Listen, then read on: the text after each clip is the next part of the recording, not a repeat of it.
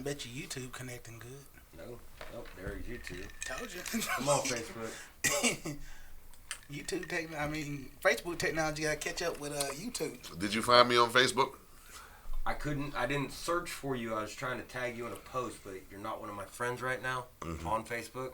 So join the friendship, and I'll add you when I edit the post. Okay. You know what I'm saying? Come on, Facebook. Don't do this to me. Doing me dirty, bitch.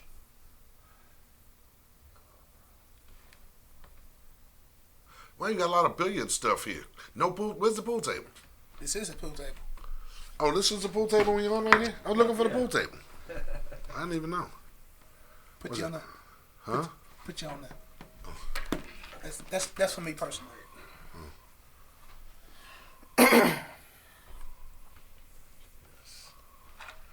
Sorry, you Excuse me. have to wait a second. I hate Facebook. What's up, YouTube? Appreciate What's it. going on, YouTube? Go ahead, you guys. ETP Live number 26. Don Q in the blue corner. Bum, bum, bum, bum. And we'll do sponsors here in a minute. Go ahead, guys. All right. What's happening? What's going on? All right, check it out. We're here with my man Don Q. I had a brief conversation with him yesterday. It lasted about an hour. And it actually was supposed to be about 10 minutes or so, but we just got carried away talking. And this dude is one interesting dude. I was telling him about how I wanted to. I was into psychology now. I know it's weird, psychology, but I was into psychology now, and I was trying to understand people better. And he let me know that I was just scratching the surface of levels that I just didn't understand yet. So I figured I'd bring him on in and get him talking about the stuff he told me. A lot of this for me gonna be a little bit of a recap, but for y'all, it was some. You gotta open yourself up, give it a chance. Keep in mind, if you got weak sensibilities to where something that you don't agree with, like something religiously or something like that, it's gonna bother you. It's gonna bother you. It's like you're giving a parental warning. I'm just it is. if you got weak sensibilities or you easily offended, get ready, because you about to be offended, because a man gonna tell you some shit. And if you listen closely, it might fuck with you a little bit. Cause I ain't gonna lie, it fucked with me. I was like, what? Okay. Just listen, man. Don Q, man, introduce yourself. Talk to him, man. Talk to him. Well, it wasn't much of anything to really explain, just to get into it, just to get right into it. Right. When you were talking to me yesterday and you were telling me about psychology, I happened to spend quite a few years in that study, and we're forever in that study. I was just telling you some of the things that I experienced. Yeah, that I've come to understand through the years in my study in the field of psychology, or the study of psychology. One of the biggest phrases, or phrases that really meant a lot to me, and it may seem like just simple words to a regular person, Right. but one of the largest, or the most impactful phrases that I've had throughout my life is, be careful what you ask for. Right. Because you just might get it. Well, like when you told me that, you was like, it's kind of a warning, because I'm kind of scratching the surface, and now that I'm open, I'm opening myself up to new experiences and things that I don't understand, trying to understand it. So there's a proper way to do it, and then there's a way that can really be harmful. Yeah. Well, there's a proper process. Like, tell me the difference. Okay. In the process. Well, there are quite a few differences. One way of study or meditation is that you'll meditate on on certain things, and nothing won't happen. You'll swear something happens, and it's not. Right. Most of us go through this. Most of us think of meditation as some sort of calming, relaxing thing to do. Most of us think of meditation as some way to be at peace. Most of us think of meditation as I'm not going to lie, as some hippie junk, or as something that you see on the back of a cheap dollar store card that tells you to meditate. Or most of us see it as something that they tell you in one of those 12-step programs. No. So basically some bullshit. Yeah, basically. Most of us think of meditation as some dime store crackerjack terminology. Okay? Right. The truth is, when you learn how to meditate, it fills you. You become the conduit for a power that's much larger than you. Like what you mean? Like it's like when you say your power much larger than you, everybody automatically think God. You know what I mean? Well, I'm not going into God right now. Then Now what that's or any deity right It's now. like we already talked about that, but they don't know what we talked about. So I need you to go into that same detail. You let them know. Well, more importantly, right? The first thing I'm going to go into before that is I'm going to go into when you meditate, you are going into you. That's what it is. You're going into you. And believe it or not, you is much bigger and much more powerful and much more intelligent and much more worldly and much more of everything than the small facet that you're walking around with every day. You talking about the body? That's right. That's right. And not only the body, but the brain. Well, the brain got limitations. That's right. The brain has limitations, but the mind is infinite. What's the difference? Dun. You drop some. We about to get started. We on Facebook? Oh yeah, we're on Facebook. All right, well, check this out. Let me go get started. We're going to kind of start over. Check this out. We're here with Don Q, episode 26, ETP. One of the sponsors? This episode of the podcast is sponsored by CCS Motorsports for all your on-road and off-road needs. If you can dream it, we can build it. I'm excited about this one. Are you? Yeah. Cause I had my mind blown yesterday. Oh, geez. And that's not easy to do. Get ready, because it's coming again. Dun. My man Don Q, he's I want to call him a philosopher. It's like he got ways of telling you what's going on. Like if you if you enter the interdimensionals, it's like dimension kind of stuff. In meditation, how to get there, the dangerous way to get there, the good way to get there. Yeah. This is your guy. It's my guy. This is your guy. This guy over here. It's like this guy over here. But like, pretty much, I'm gonna be looking at ETP online, and if you do a comment or you got questions or whatnot, I'll shoot your questions out there for me. You know what I'm saying? Yeah, absolutely. Whatever. We'll shoot your questions if you got questions. Of course. Yeah. That's what I'm here for. Yeah, but tell me a little bit about your past, just a little bit, brief. Well, I wouldn't know where to start. I mean, I've had a very interesting life. I wouldn't know where to start. What I can tell you is I've had a pretty interesting life so far. And through my travels, I've been given a lot of names. By my ex-wife, I've been called a lot of names. No, that's right. You know, some of my best names that I like to use, my favorite two names I like to use are I'm a poet and I'm a student. I like to be known as a poet, which I do poetry. Thank goodness I'm the 4-time grand champion of Poetry Slam, National Poetry Slam. Oh yeah.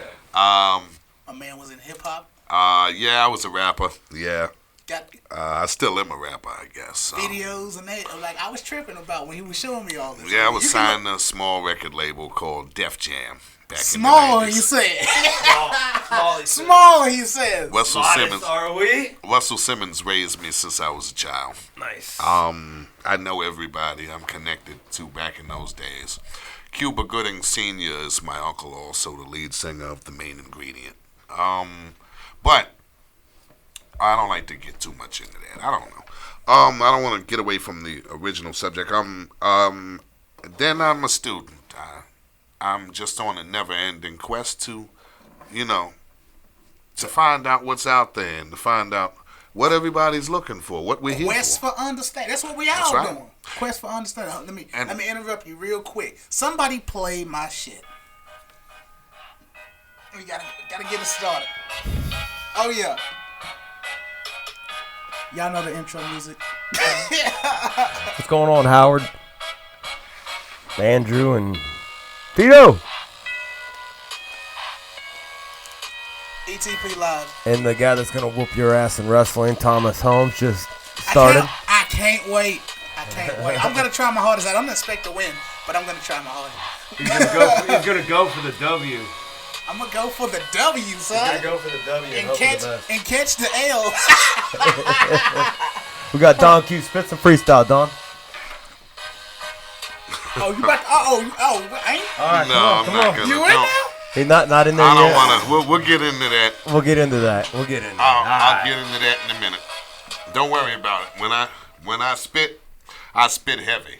Oh, shit. All right. I spit heavy. All right, here we go. Right. Welcome to the Empty Tumbler Project. But I'll get into that. I don't like to stray too far away from the original subject because there are so many different infinite topics and infinite possibilities, and I just have but a small amount of time to maybe exercise my thoughts and tell you what I'm here to say. Tell me, like reiterate to me your experience with different dimensions when you was meditating, when you was learning Buddhism. Mm-hmm. And cause you did Catholicism, you did Christianity, you did what's the Hinduism, Brahmin. Yeah, you did all that, and then you kind of settled in for the last 13 years, right? What is this? 2019, now 15. Well, you settled in for the last 15 years on Buddhism, right? Well, that's one way to look at it. Yeah.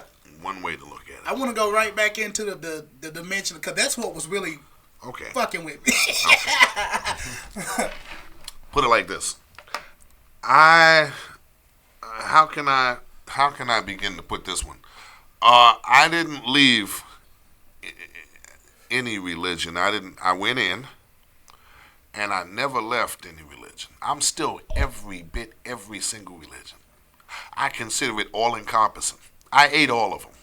They are all me. Still, I'm just as much Christian as Muslim. I'm just as much Muslim as Jew. Just as much Jew as Sikh or Brahmin or Zoroastrianism or Baha'i. Right now, I'm just as much Christian as I am Hebrew. Right. In fact, my name in Hebrew, which you said just now, a quest for understanding. My name, which I'm known for also, is they call me Brother Yavin. Yavin is understanding in Hebrew. So, if you see any, you may run into some of my Facebook podcasts, which they always wanted me to get larger. But, I go along with the element. You can also find me as Brother Yavin, which is Brother Understanding. Right. Mm-hmm. So where else can they find you on Facebook, Instagram, Twitter? Yeah, you can find me all over the place. I don't know. Just look for me. I'm there. Don Q, everybody. I'm there somewhere, We were talking yesterday about the, and I'm not going to lie, you impressed me yesterday. I never got a chance to know how worldly you were. Or what step of the quest that you were on. You caught me in a process where I was trying to run away. And I'm not going to, I'm going to be honest with everyone, of course. Usually I try to run away. Right. That's what I do. I'm a runaway person. I should be on tour. I should be on all sorts of stuff. I try to run away. Right. You caught me trying to work a regular job and trying to do regular things. Right. Really, I wasn't supposed to be there. Yeah, I first met you at work. But yeah. And I was trying to get away from a lot of things. A lot of times I try to escape or to run away. It's just my just my natural way that I do things. That's how you cope. Yeah, I try to run away. I had a pretty bad experience where a young lady that I was in love with, she passed away. And when she passed away, I didn't want to go on tour anymore. I didn't want to do anything for a while. What was you touring? What was you doing on tour back then? Well, what was I doing back then? What was you touring for? Is what I mean. Well, I was just doing my records. I was doing my songs. I was going all over from songs from my third and fourth album. Right. I was still doing tours from my third album, Wake Up the Party, and my fourth album, where I had Wake Up the Party, where I had Belle Biv DeVoe sing background on the title song, and The Return of the Don, my fourth album, where I had Rolex. Look up the Don if you don't know what we talking about. Rolex. I had Rolex. Wait, was Rolex my fifth album? Rolex was my fifth album, Super Science. When I put the fifth album, Super Science, out, with the hit The Force That Be and the second single How Do, when I put that out, I was on tour from that. A good friend of mine, rapper from my time, Drez from Black Sheep. You can get with this or you can get with that. He's trying to pull me back on tour. And my big brother and my enlightener from my Science of the 5% Nation, Teachings of the Honorable Elijah Muhammad, Rakim Allah. Yeah. Everybody know Rakim. As we build 120 degrees. He was trying to, I was working with him. I was about to, they offered me an XM radio station for one of my books on the Roku 5+5 network. I was the executive producer, all sorts of stuff. That was the secret, right? Yeah. Well, what they wanted me to do, what Roku wanted me to do, was they wanted me to translate 11 minutes of The Secret every episode. And then I had 39 minutes for me. 39 minutes for me, 11 minutes to translate The Secret. They wanted to bring The Secret to the more urbanistic community. So in other words, they wanted to break down and explain The Secret, the laws of attraction from Rhonda Byrne, The Secret, to black people. That's what they wanted. All right. So they gave me, Roku gave me the contract for 11 minutes of what they wanted to do and 39 minutes of what I wanted to do. But then the show turned from, it was supposed to be called Street Meditation, which then turned into, it evolved as the project got bigger and larger. It evolved into something called Ultimate Focus. So then I got the book deal for Ultimate Focus from the same people that The Secret came from. Right. And it evolved. They just released the Ultimate Focus. Well, no, they were. It's not yours, though. No. Ultimate Focus is mine. No, that's the same shit, though. Yeah. Okay. Well, what happens is Street Meditation evolved into Ultimate Focus, and then as the project evolved, weird things happened. Like The Secret was based off of the laws of attraction, but Ultimate Focus was based off the laws of connection. So all three books were the connection, and then the next book was correspondence, and then the next book was conference. So it was connection, correspondence, and conference was the trilogy to Ultimate Focus. What the books actually taught you was they taught you, now that you've attracted certain things, what are you going to do with it? When you say things, what do you mean, like just people or now situations? People, situations, anything. Now that you've attracted certain things from using your laws of attraction, what do you do?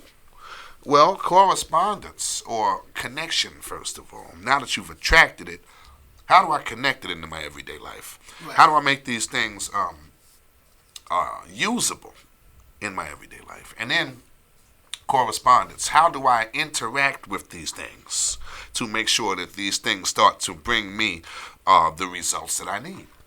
And then it was conference. Let us all get together and let us all exercise and let us all unify and strengthen this concept in order to bring this to our communities. If our cosmic beings are one, why can't we strive for our physical being to interact in that same manner or fashion? So in other words, unity with everybody is the key to the ultimate achievement. It always is. It always is. It always is. And when we get together and we get together for one common goal, that goal is easier achieved when you have quite a few people focusing on the same thing. Facts. Yeah, And if our thing is to focus on us coming together and strengthening our communities and in strengthening our cause, we get together and we can do the impossible. You know, they have an old saying. This is one of my favorites. A worker can get the job done. A professional can make it look easy. A master can make it enjoyable. But the master of self can often tame the impossible. The master of self can tame the impossible because he's surpassed all of the other precepts on what this should be, on what things should be. And now he's made whatever thing that he is studying or whatever it is his own. He can often tame the impossible. So it's like internalizing. I'm reading a book called Mastery, believe it or not, by was it Robert Greene. Okay. I'm in the process of reading Mastery. I actually finished it. I'm rereading it. Mastery says that you got to go through what they call a 10-year apprenticeship. Or in other words, you find somebody who's already good at whatever you want to do, whether it be psychology or learning yourself or learning whatever's going on. Mm-hmm. You go through like a 10-year apprenticeship, and then you have the chance to reach mastery, but you only reach mastery once you make what you learned your own. Yes. Same shit, right? Yes. Okay. But now it gets a little deeper than that. What you talking about? Oh, well, see, when you make what you learn your own, now you can master it. But now let's move to the next level. What's the next level? You made it your own. But now you make it you.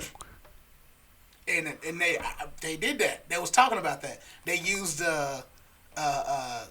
like people like Leonardo da Vinci or Mozart or whatever. They use them as examples as people who learn from other people and then acquire their own style to what they was doing to become one of the greats. Of course. Of course. You feel what I'm saying? Of course. Like a savant or like a Euclid of Alexandria. Right. But when you make it your own, that may be your mastery step, your step of mastery, but there are many other levels. The next level is making it you. Okay, make an example. Neo couldn't bend the spoon in the Matrix. He couldn't bend the spoon. Right. Because it wasn't him. But once he made the spoon him, he come to the realization that he's not bending the spoon. He's bending him. Now the spoon bends. You see, and the little girl told him, a little bald-headed girl with stuff floating around, she says, to bend the spoon would be impossible. Remember that? Yeah. No, you make it you. This is why nobody can really beat me shooting pool. You know, you can't beat me. This is why. Listen to this guy. But. It's like on interdimensional, we're on the... Yeah. We're on the path to healing and doing everything. He's like, ain't nobody can beat me in pool. It's hard to do. It's not happening. Hard to do. You know, I used to play on TV. I played on TV. Yeah, I beat people, yes. I played the number 2 player in the world and beat him. And he acted like I didn't beat him because the TV cameras was playing, and he said he had to keep turning around for interviews. But I beat him straight pool 1 in 150. And Steve, you know what I'm talking about. Call me. Hey, he calling you. That's what happened. He knows that. And anytime we can get back down 1 to 150 straight pool, I'll meet you in Chelsea. Now, or Vegas, it don't matter. We've both been to both places. We can do it again. The truth is, when you come to, and I'm serious. Now, the truth is, when you come to a mastery is good. Yeah. But now, don't make it you. When you make it you, you're making it you. No. Come to the realization that it always has been you. But you just have to pull it out. That makes you. You come to a realization that it always has been you. Everything you see in this room right now that we're looking at, everything here is in your body. All natural man-made elements in your body. You have everything in your body. All of them, hydrogen, helium, lithium, beryllium, boron, nitrogen, oxygen, everything is in your body. All man-made elements aren't, but the natural elements are. Every single thing in creation is within you. You are that tree. You are that door. You are this table. You are everything you see. And when you come to the realization of the connection, this is what my connection book does. When you come to the realization, the reason why the laws of attraction work is because you're not pulling those things to you. You're just pulling parts of you to you. This is why it works. It's like I said, like unification. So that's right. Since it's all one thing, then you just bringing it closer. Now, the lower levels of this, so I'm not going to say the lower levels, but I'm going to say the beginning levels of this is for you to develop a higher appreciation of these things. Once you start to develop a higher appreciation on these things, which is what meditation can do for you, it can align yourself into a certain way of thinking where you can focus your level of appreciation onto certain objects. This is why you hear hippies say, well, we're meditating on this tree, dude. We're meditating on the grass and the flowers. Okay, you may be a little cuckoo, maybe. Yeah. But I understand the concept. No. Yeah. Yeah, to feel one with the earth, so to speak. One with the earth is a broad concept or broad terminology, but it's no less true. It is true. Yeah. One with the earth, one with the universe. One with the universe. Realize that everything that you see is here for a reason. Every small thing that was invented was given and was given to someone to invent for it to be in the world at this certain time for you to be able to use it. See, I'm with you all the way right now, but when you say given, what you mean? I know what you mean, but I need everybody else to know what you mean. Okay. Now, this is where we're going to get a little conceptual here. This is what I want. Oh, yeah, you're about to get it. It's about to go. It's about to go. A drink. You need a drink? Yeah, I think we should. Yeah. This is where it's going to get a little different. And I wouldn't. You got your tinfoil hats on. We're about to party, son. You just don't know. Go ahead. Get to it. I wouldn't expect for anyone to, for people to grasp this concept right away. But what I'd like you to do is just keep an open mind. Just keep an open mind. Open yourself up. Make yourself available. Listen closely. Officially excited. Okay. I've been through quite a few religions, quite a few orders, quite a few we went black. Things I'm on it. In my travels. And I thought that I was on the right track. I thought that, I was getting things done, but I wasn't even scratching the screaming surface of what it was. Then I ran into these certain books and stuff that taught me how to really meditate and how to align my thoughts and consciousness. That was in the year 2002. That's when I turned Brahmin. These books, they actually showed or told you the results that you will have as you pass certain levels in your meditation. They would tell you, in the beginning, you're going to go to sleep. You're just going to keep falling asleep. But pretty soon, you keep working at it. You're going to be asleep, but awake at the same time. Now, you're going to be able to actually sleep with your eyes open. And you're getting a full night's sleep, full REM sleep, but you're still awake at the same time. That's crazy. Very possible. Yeah. In fact, that's the beginner's levels. Yeah, but that's... Now, it says when you can do this, keep doing it like this, and when you can be awake but get a full night's sleep at the same time, you pass. So now I started doing it. And pretty soon I was able to do it. They said first you're going to keep going to sleep, but you keep doing it, and then you're going to wake up. Excuse me. So I said, okay, well, let's do it. So I said, okay, well, let's do it. And it started to work. Then the books would tell me, when you pass this, then you do this, then you do this, then you do this. And the more that the books told me, I went. It's a big book. The book went up to from level 1 to level 99. By the time I started hitting levels 20 and 30, and you know that you're hitting them because you're getting the results that the book is telling you you're going to get. The different experiences. Yeah. If you don't get that, keep doing it until you get that. So now I started to find out all sorts of stuff. I started to find out things like, this is how we gain control over our organs in our body. This is how, certain cultures can walk on hot coals and sleep on beds of nails. This is how Native American chiefs could talk to each other, being hundreds and hundreds of miles apart, thousands of miles apart, or even on the other side of the world. This is how they were able to do it. They were able to astro project. They were able to, this is how in Africa you got people that can hold their breath for 20 minutes and go fishing under the water. All that stuff that looked impossible, as me looking at people doing it on the History Channel or National Geographic or wherever have you thinking. All that stuff was possible. From the outside looking in, it looked impossible, but from the inside looking out, it was a walk in the park to people who've mastered these certain things. And it all started with meditation. Yes, it did. I started to find out all sorts of things and getting the same results that the masters were getting. Then I was fortunate enough to meet some of the masters, and I met a few of the masters myself. You mean like the masters here, or? I met the masters in other countries. Okay. I've met the masters in other countries. Nice. I've met Pooja Swamiji. I've met Deepak Chopra. I've met Swami Babas.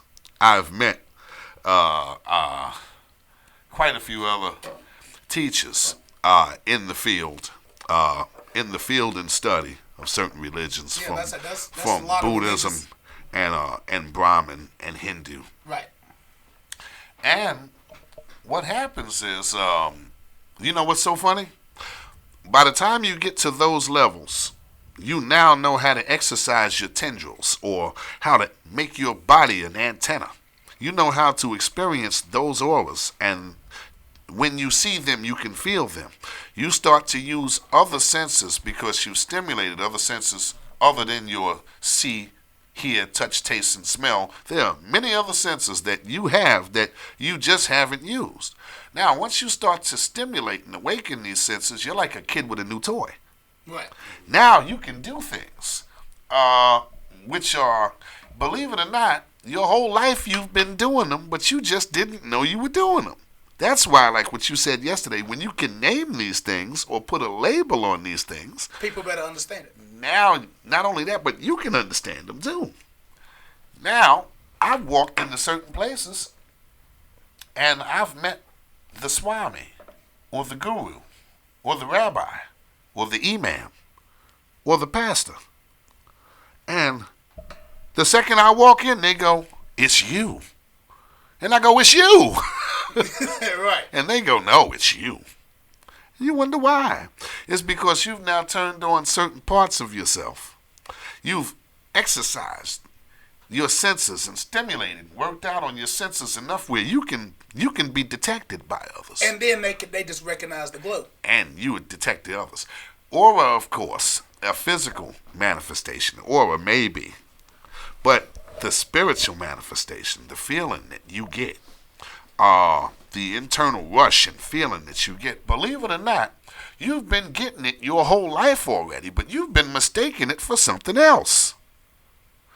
You didn't know how to labelize it and classify it. Okay, I'll make you an example. You know how when you got to get up and stand and talk in front of people, you could get butterflies in your stomach. Right. Or when you want to speak to a girl you like or a guy you like or another person that you're attracted to, you may get cold feet. You may get choked up in your throat. Right. Yeah. Certain things like that happen to you as you run into another enlightened being, which in Buddhism we tend to call bodhisattva, or for Buddhahood on the path we call bodhisattva in Mahayana Buddhism. When you run into another enlightened being, there are certain feelings that you will come across. Now, sometimes these feelings are often mistaken for other things. This is where the miseducation actually can lead us downhill. For instance, you can run into a young lady and you can get certain feelings from her, but because you don't have an array or an assortment of how you classify or labelize these feelings, you just may take the higher level feeling as infatuation or as love. But really it wasn't.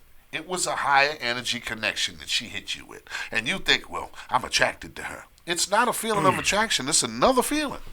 But because we only have a dialogue or a catalog of 3 different feelings, we think it must be one of those. Yeah. But it's not. Or 3 dimensions. That's what you mean. Well, no. It could be more of like something in her, the being that she is pulling your being towards her because that's what your inner self aspires to. Right. How many times have you had somebody say, there's something about you, I just can't put a finger on it? Yeah. A lot of times, that is because you are reaching out to them on a higher vibrational level. Maybe sometimes on a cosmic level. Yeah. But with a woman and a man, of course, sometimes we take that as some sort of infatuation when really it's not. Okay, but what is it though? What it is a higher level connection. A higher level connection, yes. Mm-hmm. But our brains are so stupid that we can't process it like that, so we look at it more of a, that's love. Or that's right. That's she wants me. Or, right. That type of thing, as opposed to really being able to process what it is, because we only use 20% of our brain. That's right.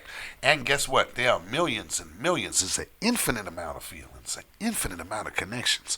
Or, if not infinite, more infinite than we can, more than we got. I mean, because it's like we're something, I guess this is what they consider to be a soul. Uh-huh. It's like we're something that's trapped into this flesh vehicle and maybe when you die, maybe you get released into the cosmos and... Oh, make no mistake. We make no mistake. Got limitations. Exactly. Make no mistake. You know what's going on because you chose to do this. Yeah. We've been here a whole lot of times before. We chose to come back down and to be doing this right now. Reincarnation. Yeah. We chose this. You said, hey, I'm going to do this time. Yeah. You were up there and said, hey, I'm going to collect some experiences. Let me go on down there. I'm going to do this. I'm going to do this time. But no, the second you pass on and you go back to where we started at, which we've done this thousands and thousands, infinite amount of times. Yeah. You'll know it all the second you leave. You'll say, hey, we got this one. We're going to go back down again. This time, I think I'm going to be my grandfather's grandson this time. I'm going to be my grandfather this time. Check your comments. Hey, yo, hold on. Let me stop you right there real quick. Hey, if you got questions or whatever, shoot them in the comment section, or a comment or something you won't say it, shoot them in the comment section. We'll go ahead and talk to them. Hit me in the comment section. If you call me, I'm not going to answer. I'm casting right now. I'm not going to answer. Go ahead, Don. My bad. So, well, the thing is, we've chosen to do this. We've done this plenty of times before, and we're going to do it plenty of times again. For some reason, we just like to keep coming back down here and doing the same thing and getting more experiences and bringing them back. But one thing I can tell you is, when it comes down to it, we are using but a small fraction or facet of who we are. If you want to start to get to the next level, which is what we talked about yesterday, right? To elevate and get to the next level, there's a process. You want a water? No, I'm okay for right now. There's a process. This process is called letting go. You have to let go. A lot of people don't exactly understand what that means. Let go. All your ways of thinking. I'm about to say, what are you talking about letting go of? Letting go of what you know and make yourself susceptible to something new? Everything. Okay. Let go. Not only let go of what you know, but let go of the way that you learned what you know. That's where it gets serious at. Right. Okay, I'll make an example. If you wanted to build a house, if I told you build a house, and I gave you a hammer and nails, what's the house going to be made out of? Yeah, right. You gotta, hammer and nails. You need what's it going to be made out of? Out of wood. It's going to need wood, yeah. If I give you a trowel and I give you some cement, what's the house going to be made out of? Bricks, right? Yeah. If I gave you, Or concrete stem that's walls. right, that's right, that's right. If I gave you a whole bunch of twigs and some rubber bands, what's the house gonna be made out of? Straw. Well, Big Bad Wolf coming to get you.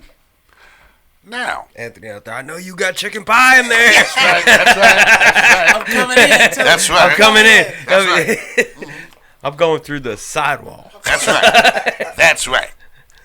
And the truth is, it's important not only to let go of what you know, not only give up the straw, or give up the concrete, the house that you built, but you got to give up the tools that allowed you to build that. Yeah. If you don't, you're going to keep using the same tools in order to try to decipher or determine something which is not on your pay grade. Yeah, it's not on your Not level. on your pay grade. Forget it. It's not on your level. You are not going to ever understand how this man built this house made of diamonds. Of straight diamonds. If Stacked perfectly. all you got is twigs and rubber bands, Right. it's not going to make sense to you. Right. You have to get rid of not only what you know, but the way that you learned what you know in order to move to the next level. Now, this works in all instances. This is where it's going to get good. Well, that's like a definition of evolution. Yes, it is. Because the smartest, the best survive. The smartest genes get passed down. They tend to take over because the more successful you are, the better family you have, the better more money you have, the healthier you stay. Blah blah blah blah blah. And that's just all in evolution. It used to be if you were a king, you were able to wash every day if you wanted to. Uh-huh. You had people clean your house. There was no dirt in your house. You were a king. If you were a pastor at a church, and around the time the Bible was written, if you were a pastor at a church, you were a king. Uh-huh. You were the government. And you were able to write a book to supply to the whole world that says this is how you live. If you don't live this way, you're going to burn. And they used every bit of that Exactly. Oh, yeah. Every bit to of it. enslave everybody. Well, but exactly. exactly. But that's a different story, which I'd love to get in. We can get into that one. Now, the truth is, I don't want to There's mistake. no holds barred here on the Empty That's Tumbler right. Project. I'm letting you know, so don't feel shy. I don't want to. Yeah, I don't want to mistake privilege for evolution. What I will say is this: the things. If you look at any religion, and you look at the prophets of any religion, and I can break down some prophets. We But can see, go. I'm not trying to interrupt, Okay. but when I come to religion, I think all religions Uh-huh. were made out of a power struggle. Of course. Because Yeah. they knew that if they didn't put laws on these people, they would expand to Barbarians and eating their babies and I don't know. No, babies actually, out of windows. They would evolve just so some- fastly that to it wouldn't something be they under can control. Something That- they can't control. that. Yeah, of course. And so that's why they slap a law on everybody. Well, also to control the masses, but that's, like I said, I don't want to stray away. I'm still trying to get to the subject. That's another subject we can get into after, but I don't want to forget what I'm saying. Keep going. I got I'm you. only human too. Yeah. Yeah. What I'm trying to tell you is this: the evolution. Every prophet in every book, in every ancient text that's trying to get you to evolve, even in modern texts, the first thing they tell you is, let go. Let go. Even Jesus said, you got to get rid of everything to follow me. Yeah. He didn't mean if you were rich to dump your pockets. Yeah. Yeah. He meant the ways of thinking. The ways of thinking. See, now this is where we were getting yesterday. Yeah. Some of the things that I'm trying to break down, I'm not a master at. I'm only a student, and I'm only telling you how I determine certain things. And maybe I don't know properly, but I try to explain as best I can on this level. Just give us your experience, man. That's all. That's Put what it you was like giving this. me. Put it like this. sometimes the questions that people ask in a third-dimensional world, third dimension, three-dimension, meaning length, width, and volume. Your answer is not in this world. Your answer that you're looking for is a fifth-dimensional or sixth-dimensional answer. You're looking for the answer for a sixth-dimensional answer in the third-dimensional world. You will never find the answer. Now, let me get it right. Some things originate in the fifth dimension or sixth or seventh dimension, but the manifestation can come, it can drip into the third dimension where we are. Right. But the origination is not here. It's in a different dimension. So, get this one. You're looking for an answer that you will never find. Or even worse, you just might find it. Yeah. And the answer is much bigger than the tools that you have to process this in a three-dimensional world. So, the analogy is like, analogy I'll tell you is, you want to make a cup of coffee. You put your coffee in, you put a little water in there, you got some creamer in there, right? I don't know, you took the, whatever your choice, maybe some people a cappuccino, a little French vanilla, a little mocha, however you docked it up now, you put all sorts of herbs and spices in there. Now you're looking for the sugar, but you can't find the sugar. Now you got your coffee cup in your hand, you're walking around looking for sugar. Then, all of a sudden, you walk around the corner and you see a button there and it says, push here for sugar. You've been looking for that sugar the whole time. You couldn't find it. You got a little coffee cup in your hand, a little cappuccino cup in your hand, and now you push this button. You push this button and the sugar cube the size of the moon drops. So you got what you want, but it's just way more than you can handle. More than you could possibly imagine. In fact, the sugar cube dropped. It killed everybody. Your coffee cup, you can't find it. It's gone. It's been washed somewhere. The ocean done opened up and the sugar cube the size of the moon fell. You're looking for answers, and the answers sometimes which originated in other dimensions are 10 times larger and 10 times bigger, more complex and more powerful than the tools that you have to formulate your answer in the first place. So you can't understand the answer, and it's much bigger and larger than you could possibly understand. And then understanding was the worst case scenario. Yep. So be careful what you ask for, because you just might get it.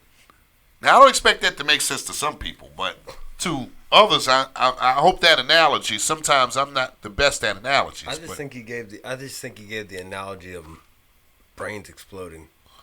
The old back in the day. Oh, dude, you blew my mind. You get what I'm saying? Is it happening to you? Let me put it like this. Exactly. That's what I'm saying. Let me put it like this. I'll make you an example. Say you had a six-dimensional being. Right.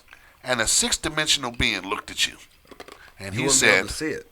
No, this is just an example. I'm showing you how your dimensions work. Say you had a six-dimensional being talking to a third-dimensional being, and he says, you know what? I really don't like that shirt. If he says that to another six-dimensional being, the other six-dimensional being says, hey, well, I don't like that shirt. Well, I don't like yours. Maybe I'll change it. The other two talking to each other. Right. A six-dimensional being talking to a third-dimensional being. You know what? I really don't like that shirt. By the time that translates and is compacted back down in the third dimension, it sounds like, you dirty son of a low-down, I will destroy your family down to a man. You are the lowest magnum of... You need to be smashed. You need to be smashed into atoms. Disgusting, filthy. You are the lowest life form that has ever possibly existed. And all he didn't like... I'm glad you're looking at him. That's how we're going through this. I'm like... By the time you compress, right? Or by the time you expand, you unzip like this is like zipper, like WinZip. Yeah. By the time you unzip that 6-dimensional message All he didn't like was in my the shirt. third dimension, he done cussed you out 7 ways to Sunday, made you feel like the lowest life form. You actually want to jump off of something. You will never be nothing. You are the lowest, disgusting, most.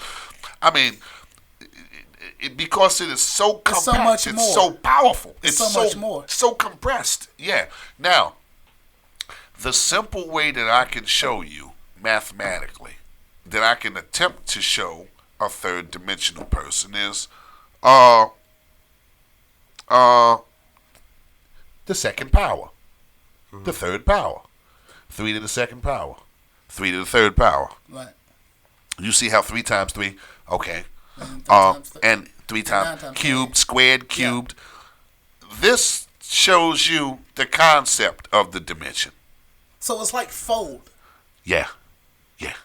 Like an actual physical fold. Because you fold one once, it make 2. Then you fold it only twice, but then you open it up and it's 4. Bingo. This is the slowest. I can get a little deeper than that, but I don't want to complicate things. We can do that another time. I'm trying to get past my thought. Fold is just about the way that I can show you. They all occupy the same space. All your dimensions are right here, right now. They all layer each other right now through the universe. They're all layering. Everything is moving around at the same time. But what can you see and what you can't? Only can see the third. That's it. But guess what? The other dimensions, the higher dimensions, can see you. The 4th dimension can see you, but they can't see the 5th dimension. The 5th dimension can see the 4th dimension, the 3rd dimension, the 2nd dimension, and the 1st dimension. The higher dimensions you go up, they can see down, but they can't see up. Okay, I'm with you. So the 4th dimension is looking at you, but the 4th dimension can't see the 3rd dimension. I mean the 5th dimension. The 5th dimension is looking at them. So right now in this same spot, you got a whole bunch of dimensions, and when they look down, they can see you, but they can't see up. You can't see 3rd dimension can't see the 4th dimension. 4th dimension can't see the 5th dimension, but the 5th dimension can see the 4th, the 3rd, the 2nd, and the 1st. I'm with you. So you can see the higher you go up in dimensions, you can see down, but they can't see past it. Now, when you start to move to another dimension, usually the response you get is they're shocked as hell because they've been looking at you the whole time, but now all of a sudden you turn around and you're looking at them too, and they go, he can see us. This is a place where I have been, and I can go back anytime I want. And I know that, and I know how to get there, and I do it all the time. And walk me through that experience. Not only, let me finish, not only can I do it, but everybody can do it. These are what my book's ultimate focus are about. I'm not special. Everything I do, everybody else can do too. It's just who can put the time and the effort in to actually achieve this. But we are all the same. We can all do the same thing. We just have to learn who can tap into it, who can let go, and who can get into it. And I'm not telling you any of that hippie nonsense. I'm telling you the truth. I'm telling you who can actually learn how to let go of their way of thinking to be able to attempt to achieve this. Because there's nothing I can do that nobody else can. I'm not special. We all are special. If I'm special, that means we all are special. I got a question for you from the comments. They said, like, how do we get there? Oh, very easy. Very easy. The concept and the thought is very easy. I got another one for you after that. The action is very hard. The first concept is that you have to let go of everything that you think you know. Everything. Now, believe it or not, sometimes our scrutiny, which we consider to be intelligence, because we doubt everything. Right. That scrutiny doesn't help us. It is important to question and to scrutinize things to a certain degree. But then sometimes you just have to do it. Okay, I'll make you an example. I went out on a date. I met a young lady. I went out on a date. We had a good time together. Every time I see her, I feel different about her. Every time I speak to her over the phone, I feel like I'm back in high school again, talking to my high school girlfriend. I have a crush, high school crush. We sit on the phone for hours. What did you eat today? Oh, I don't know. What are you doing? Oh, we just lounge around the house and talk to each other on the phone all day. Yeah. I haven't done that for years. In fact, my conversations are more than 10 seconds. What are you doing? All right, see you later. Click. I forgot what it's like to talk to a woman over the phone for more than 15 minutes. Now, when she hangs up, I can't wait for her to call back. We're sitting there like kids. On the phone, speakerphone, walking around the house, watching TV. We watch a whole movie. Her at her house, me at my house. We're watching the whole movie together. So then one day, she comes over, and I tell her, I say, you know what?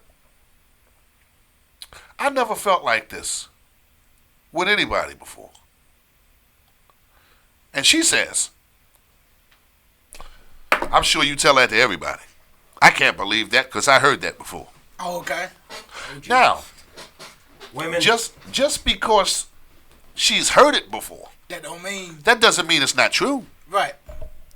You see, just because you've heard it doesn't mean that it's not true. That just means that this is the way I feel. Excuse me if the way that I feel has been semi-commercialized. If somebody put it in a package and put it in the grocer's freezer like a Swanson. Right. Which are very good, by the way. So got that Hungry Man Select. It's not bad.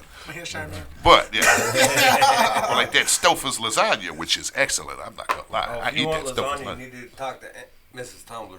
Yeah, that Stouffer's lasagna is serious. I'm not going to lie. I went to the Italian restaurant one time. They told me, go buy the Stouffer's. Go buy the Stouffer's. It's good. So they told you? It's wonderful. A full-blooded Italian, bro. That's right. My wife hit my grandma's recipe. Yes. No, that's no joke. That was my grandma used to give it to me for my birthday. Give me a pan. You know what I'm talking about? Like 1 foot by 18-inch pan. Give me a pan. They'd eat that stuff for breakfast, lunch, and dinner until it was gone, and I didn't share with nobody. Nobody. I had a friend of mine. He used to say, he was full-blooded Italian. Hey, let's go on over to Grandma's house. She's going to make it a lasagna. Oh, yeah? Let's go. We went over there one time. Grandma said, yeah, I'm bringing you out the lasagna. She brought the lasagna. It was delicious. And it was Stouffer's. And as we left, we see the Stouffer's box. Come on, man. It was. Don't tell me Stouffer's has Stouffer's. I think my grandma's. She's working at Stouffer's now. That's what happened. Because Stouffer's, they figured out how to do this, man. They got that lasagna down. It's legit. It is legit when you don't want to make up. Yeah. So getting back to what I was saying before I digress. Excuse me. Just because you heard something before doesn't mean that it's not true. Right. A lot of people just have a different way of saying it, or they may be using it in a different connotation in order to achieve a different goal. Maybe that person was trying to take advantage of the other person, which is what was said, so it was done in a manipulative connotation. Yeah. Maybe a person was trying to say that in a way to get over on the next person or to something of that nature. That automatically throws up red flags in us because we start to feel like we've heard this before, so that we associate that with the scam artist or the con artist. In other words, we if you really want to learn something new or have a new experience, like the dude is asking about, like going to the fourth dimension. Just like you said, let go. That person has to let go of what they think they already know. That's right. And live the experience. And a lot of times, people hold their own selves back from this. You see, it's different to let go and to think that you let go. It's different to quell your fears or to conquer your fears. Because you can deny your fears doesn't mean that you've conquered your fear. Because you can act like you don't have that fear doesn't mean that you've conquered that fear. It just means that you have acted like you've conquered that fear, but you still have it. It's still there. Right. To let go doesn't mean to act like you let go and you still didn't let go, because you're not going to see the results that you need. Let go. Realize that not only the manifestation or the edifice that you've built, which from the things that you've learned, to achieve and to accomplish certain things that you have in the three-dimensional world, that there, not only the edifice or the manifestation, the things that you've built, but the way of thinking and the tools that you've used, you must let go in order to get to the next dimension. Now, get this.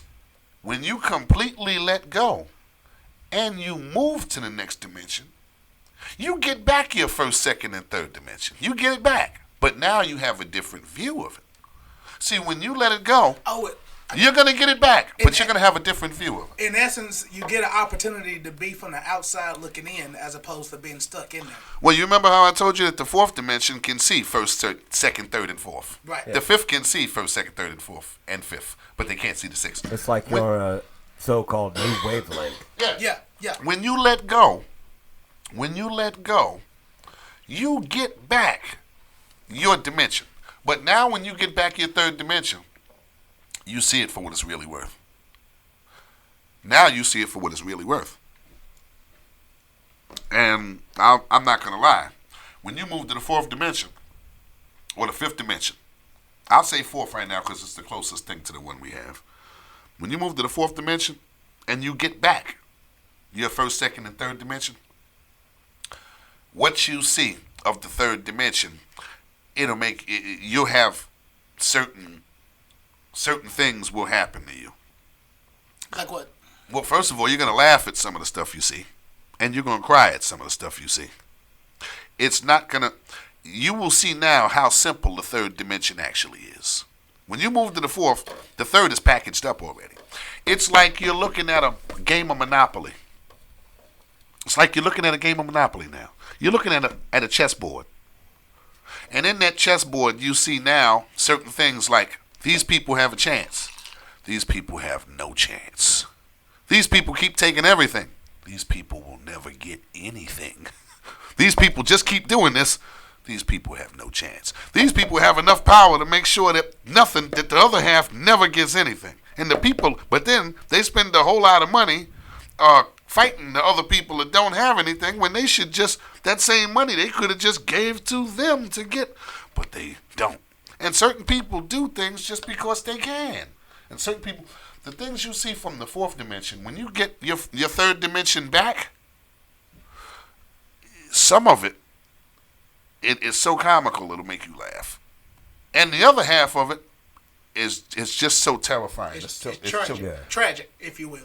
And now that you have what we call, in the third dimension, this is what we call self-actualization.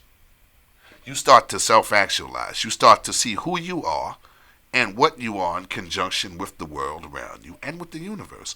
As you start to self-actualize, this is the same thing that Buddhists call bodhisattva. As you start to reach that upper level and you look down, it's almost like you got an ant farm. You're looking at the ant farm, or you're looking at a maze with rats in it. They're just going about insignificant lives. You are looking in a fish tank. From fourth dimensional view, you're not in the fish tank no more. You're outside feeding the fish now. That's crazy. And what you see is crazy. I got another question. Okay, let me keep going. Yeah, the other question is I got two of them. One was what's in the fourth dimension? You getting this? You getting these questions? I got the what's in the fourth. Yeah, I wasn't keeping up with it. I'm in the zone with it. Me too. I'm chilling. But one question is like, what's in the fourth dimension? And secondly, what are some of the tools that somebody could use to maybe get there? Is that what you're talking about, to get there? His book. Well, right? One of the tools. Well, no, I wouldn't. There are a few different. I'm just telling the basic precepts of that. Okay. My books aren't finished yet, so not mine, but I'm telling you the basic precepts of it, and then that can move you there. What's in the fourth dimension? Okay. Believe it or not, how can I explain this one? In the fourth dimension, okay, this is a part where I'm trying to figure out if I should say anything or not. Go ahead, man. Go ahead. Don't hold it from us. Don't hold it. Let it be. It's what we here for. No, it's not exclusive, that. It's not that. What it is I don't know if people are ready to understand if this stuff is. It don't matter. Let's blow some minds today, Let's dog. blow some minds, dog. Well, see, I don't want to mess up nobody's experience. I'm not trying to hold anybody. I'm not trying to hold anybody back, but I don't want to. I'm trying to figure out if what I say would mess up anybody's experience. Bro, they view by choice. Hey, yeah, exactly. You're watching this by your own choice. If you don't want your experience in life to be manipulated by a podcast, then my suggestion right now is to tune out. However, if you're not afraid of change and you want to be able to let everything go and change all the bad things and the good things, make them better You just open in yourself your up life, to possibilities. then you should probably stay tuned. Okay. We're gonna leave it up to you. Okay, Yeah, well, exactly. let me put it like this. What's in the fourth dimension? First of all, what's in the fourth dimension? The first time I did it, there are other beings there. There are a lot of beings there. What they look like. Now, this is going to bug you out. This is why I didn't know if I should say anything. Go ahead, man. They don't look Okay. like human, Some of them do, do they? Okay. but they're very tall. Very tall people. I'm screwed. Now, get this Joe one. just hidden in philosophy right there, people. Now get this one.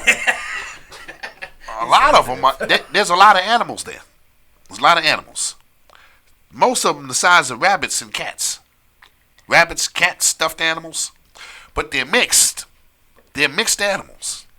Half elephant, half monkey, half giraffe, half sheep, they're mixed. Half cow, half pig. Like chimeras, if you will. They're all mixed animals.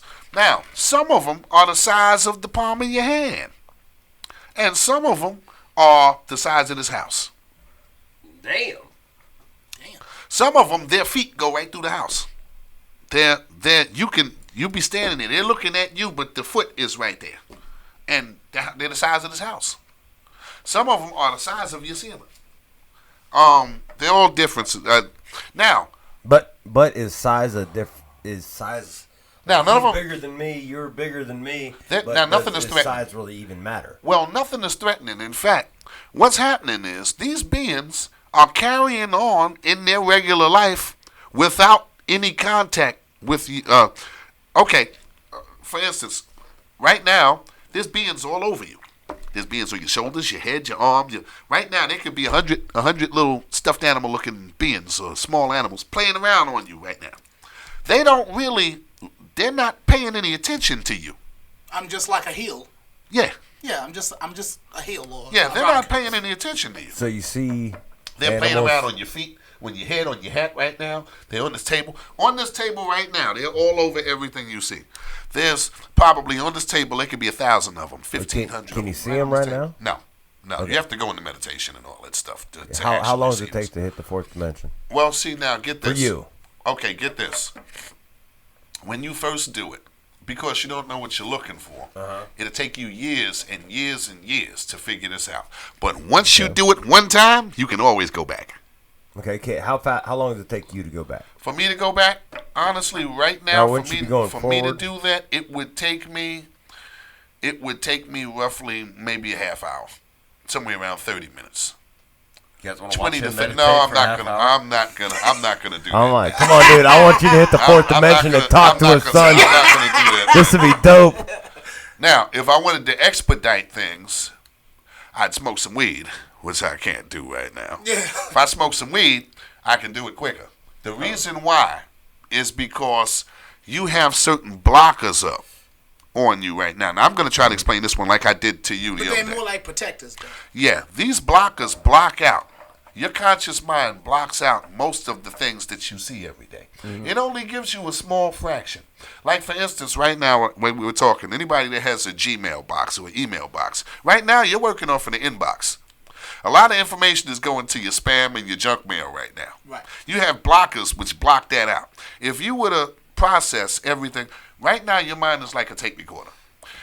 If, believe it or not, if you were under transcendental hypnosis right now, you could name just about every car that you've seen pass by your house today. You can name the license plates off your cars that pass by. You can name so many different details because your mind is like a video recorder. Yeah. You can't see it now because you don't need it. What's And deja all- vu? Well, that's the difference. I'll get into that one. Okay. But right now, your mind has recorded so many different things today. Not only the things that you've seen, but the things that you've heard, touched, tasted, and smelled, and other senses. And learned and... And other senses that you don't even know you used. You recorded them, but you don't need them. If you had all the information in your regular world, you'd be crazy. Which answers the question on some people that you met already. Some people that you met that appear crazy. Those people are actually recalling too much information. Or they're trying to translate too much information. Or they're trying to translate fifth dimension information to the third dimension. Well sometimes... sometimes... it's more like trying to open up 300 apps at one time on your laptop. And they crashed. You are That motherfucker goes... Ching, ching, ching. And guess what? And guess what?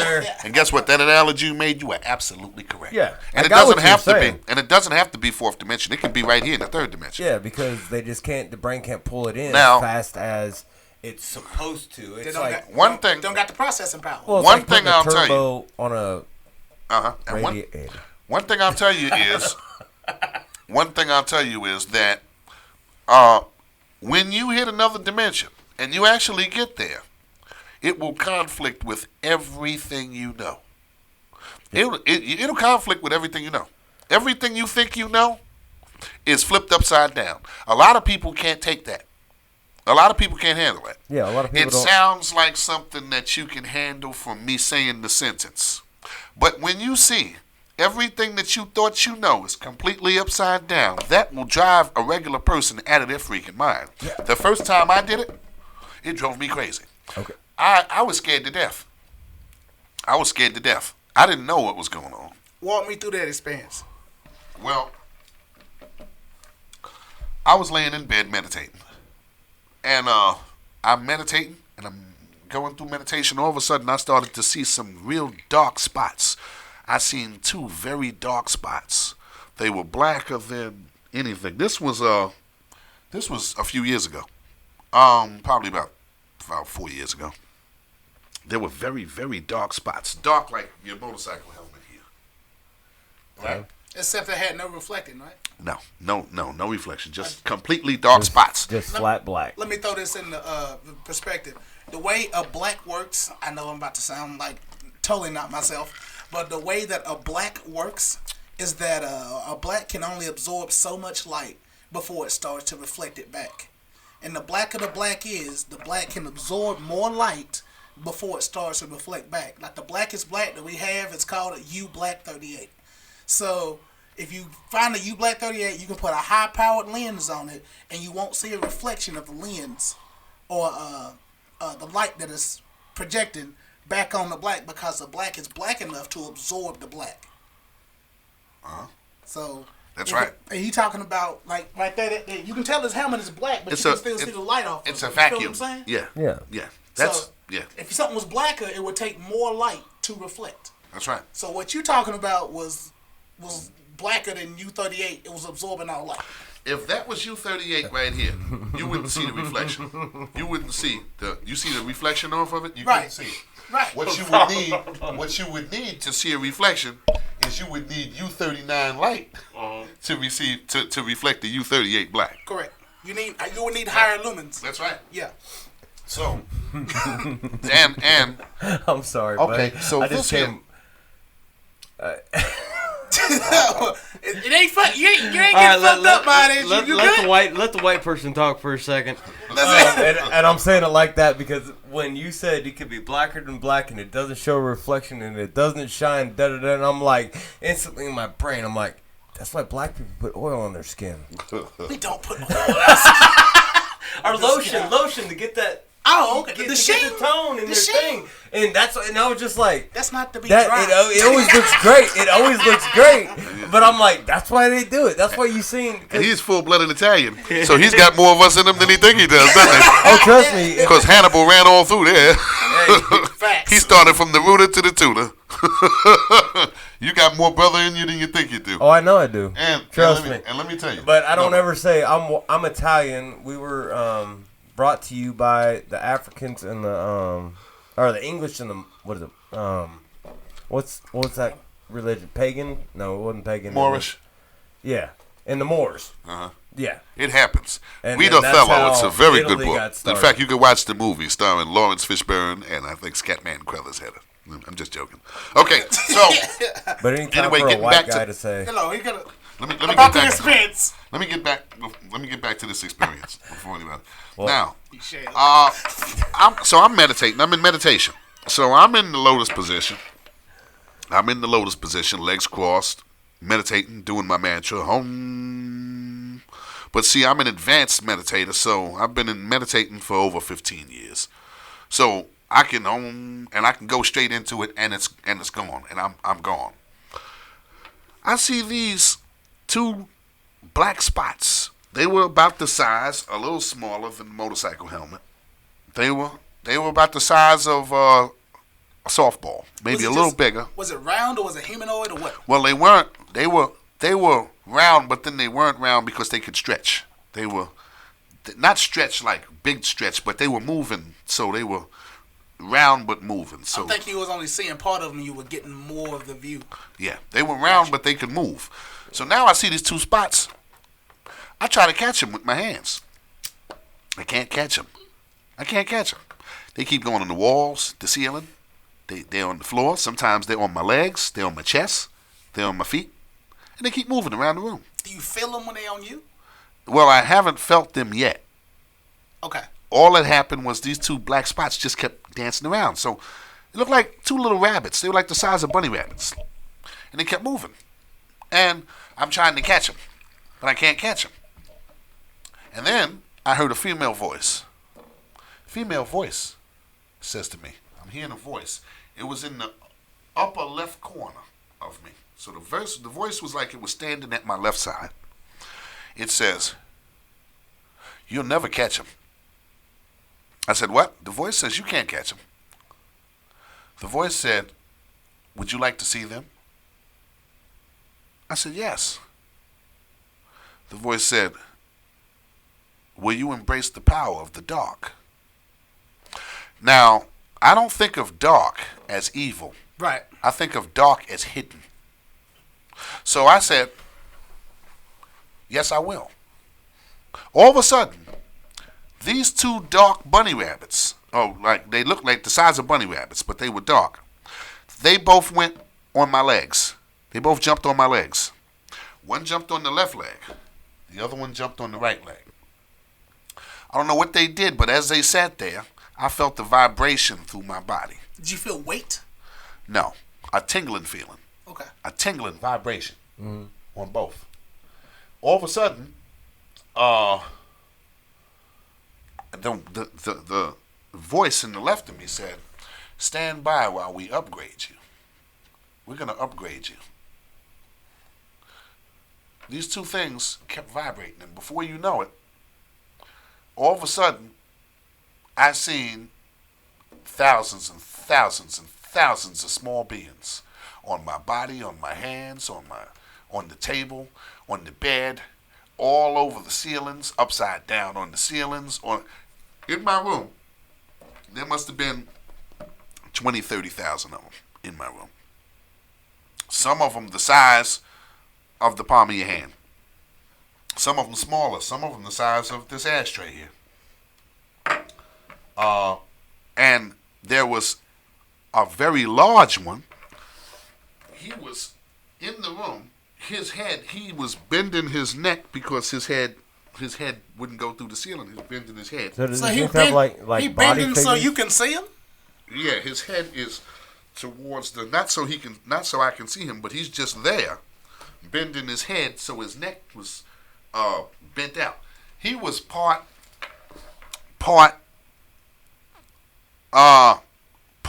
bird and part human. I didn't know what kind of bird, a pelican or a penguin, not a pelican, a penguin, a tall bird, bent down. And there was a foot in the room where the foot was there, but the body was just too big to be in the room. And all of these animals, these stuffed animals and stuff that are playing around, they are completely oblivious to me. I mean, they're not paying me no attention. They're playing with each other. They're not paying me any attention. Right. Like, they're just going along their regular life. Like, They're having fun with each other. They're playing with each other. Some of them are on my feet, on my chest, on my arms, on my head. Did the voice speak anymore? Not right then and there. No. And there were so many of them. And then, all of a sudden, What did they look like? they look like black half of dots? stuffed animals. They look like some of them, the main size of most of them were the size of stuffed animals. And they were all black. No. Now they're in color. Now they're in color. Now they're in color. Okay. Once I was upgraded, once them two beings upgraded me and jumped on my knees, on my thighs, and I felt the tingling feeling, and the woman said, "Stand by till they upgrade you." Now everything was in color, just like we are. Like, boom, you just saw. It took probably about, I'll take it, maybe 5 minutes of these two beings on me, and then everything was in color, just like I see it now. That's crazy. Thousands right now in this room. I'll tell you right now in this room. Right now, as you talk that you can't see, there are probably 100,000 of them in this room right now. They're on your head, on your body, on the table, on the ceilings, everything is here. It's going about life. Yep, and they're not bothering you. They're having a good time. They're playing around. Most of them are cute little animals. Nobody is bothering you. There's a couple big ones and stuff, but they're right here. You just can't see them because they're in the other dimension. Maybe that's maybe that's when you fall and you land on. And you hit, and you're like, "Oh, Well, I should have been hurt." Well, now and get then you're this. like, "Oh, I'm fine." Now get this. Yeah. Now when I got upgraded, right? And when I you got land on upgraded, one of them. now I'm able to. When I looked at the beings and I put my hand out, they could see me all of a sudden. Everybody in there that's going about their regular everyday, they start bugging out, like, "Oh shit, he can see me. Yeah. He can see us." So They you are got a more half- shocked. Half They- pterodactyl, half man, looking at you like, "Oh, you can see me." They And are. you're like, well, you're really big. They bro. they are more shocked that you can see them that you are that you can see them. Now there's a few beings there that said to me, "You shouldn't be here." Some of them said, "Oh shit, he can see us." Some of them said, "He's really looking at us." And then one of them says, "He shouldn't be here." The other one says, "He shouldn't be here." Yeah. Some of them one of them walked up and starts pushing me. And pushing me and stuff and swinging at me and pushing me. Another one jumps up and he's, So you were being attacked? yeah, as a matter of fact I was. One starts pushing me, right? And the other one says, "Cut it out. I'll take responsibility for him. I'll take responsibility." Okay. Now, I'll tell you something that you wouldn't believe here. Right now, a lot of things that you think are you are not. When you get a cramp in your stomach, it's one of them beings. One of them beings is actually sitting on you or something. Your leg goes to sleep, one of them beings is sitting on you. You got a itch somewhere or your head is itching. Some of that stuff, sometimes that stuff can flicker into this dimension. Sometimes you feel your ear,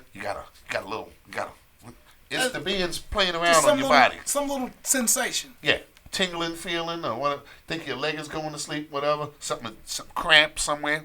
It's one of them beings sitting on you. They ain't trying to bother you. They're there. Now I know that may sound. I can understand what that may sound like to people who don't understand this. This is why I didn't want to. That's what the warning was about. We told you. Yeah, I didn't want to. Now your Please mind's don't blown. think. Now, please don't think. I do enough meditation to stay firmly planted in the physical third dimensional world. So I'm no cuckoo, okay? I can understand what it must sound like to people that hear this for the first time. Facts. It may sound like you think I'm Art Bell or something like that, or one of them coast to coast. This is not coast to coast, okay? I'm telling you things which I personally have experienced and have the power to experience anytime I want. I can go into meditation, I can zoom in, and I can hit the dimension. I feel.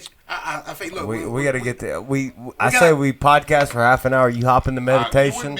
But 9 out of 10, you wouldn't be able to tell the difference anyway. What would you say? Well, but I want you to tell us what you see. I'm telling you what I see now. I've done it. Check it out. Check it out. Check it out. And I can do it. We want to. We got. Like I want to play patty cake with one of those things. It'd be like, he can't see you, but I can see you. So he's gonna play patty cake with him, and you experience the looks on their face. To tell you the honest truth, what you're saying, I understand, and I understand I understand that it would scare you to death. That'd You be are fucking not. awesome. You are not. But you are not mentally prepared to deal with it. No, but I'm willing to try. If you, as long as you have that attitude, it's good. But I'll tell I'm you, serious when I say that. I'm not being a This- smartass. no, no, no, I I'm am just absolutely telling you. willing to try, 'cause I'm just I know telling there's you. way fucking more out there than we can even it, grasp. it will. What you see will conflict with your logic, with your way of thinking, I to want the it point to. where it scared me to death. I want to have a DMT trip right here. It scared. it scared. And You know what I'm talking about when I say that, because that's one of those. That's and what, like LSD and acid. they gave me some instructions, right? All And right. every time I do the certain instructions that they gave me, I don't know if I should have. When they gave me these instructions and told me what to do, which was simple instructions, every time I wave my hand towards the walls or towards anything, left to right, like this, it would turn black. If I looked at your wall and I went like this, things turned completely black. Okay. The more black I made, the more beings would pop out. The more beings would be there. And like for instance, right now, for me talking to you about this, I'm feeling a sensation in my chest and in my legs right now. Right? What that is are the beings. What I'm feeling right now. Telling you to shut up. I don't know if they're telling me to shut up. Maybe they're just playing around. But the truth of the matter is, you start to now, once you do it one time, you understand when the beings are around, when they're on you. Maybe because I'm talking about it and explaining these things, they're actually, on That or there. it's cueing something in your brain to go, we're supposed to be over here. I got you. It will conflict. Now, Like that. I know one of them said, a tall one, and they all listened to him. Yeah. He said, and they were dressed, the tall ones were dressed in these robes, I'd know the type of robe if I seen it. They were like dressed in these ancient robes. One like priest robes or something like that. Almost. I'd know the robes if I seen them. And they had long features. They were tall and long, like long, tall, skinny. One of them said, you leave him alone. I'll take responsibility for him. And every time I go there, every time I zoom into the dimensions, which I can do at will. Yeah. This is nothing. I'm not telling you about a one-time experience that I've had. I can do it at will. And sometimes it will. And what I can do at will, everybody can do at will if only they Practice make perfect. If they could follow the certain steps and they were serious, you'd have the exact same experience as me. I'm not telling you anything I can't do that anybody else can't do. Right. Yeah. You also find out a lot of information.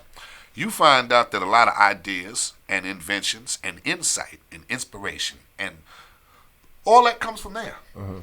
They send everything that we have in the third dimension was sent from there. Every invention we have was sent here to be in this world at this time. You're supposed to have your iPhone. You're supposed to have your computer. You're supposed to have everything that you have was an invention that was sent to be invented at this it's time. getting you ready for the next dimension. Yeah. Well, I don't know if for the next dimension is for your evolution in this dimension. Well, but that's what I'm saying is it could be one of those. Say you start out as a dishwasher, right? And especially if you said they keep coming back and going back and forth and coming back. It could be one of those. You start out as a dishwasher, and then you move to waitress or waiter. Yeah. Or non-binary person that serves you food. However you want to do it. We don't care about political correctness. There's my PC moment. Then you move to a cook. Then you move to a manager. Well, no. Then you move. No. What I'm saying is you have to go through all these steps to be prepared to own the business and to be able to see the business from the outside and see what's going on because you got numbers in front of you now, as opposed to living it. Yeah, you're right. Well, I'll make you an example.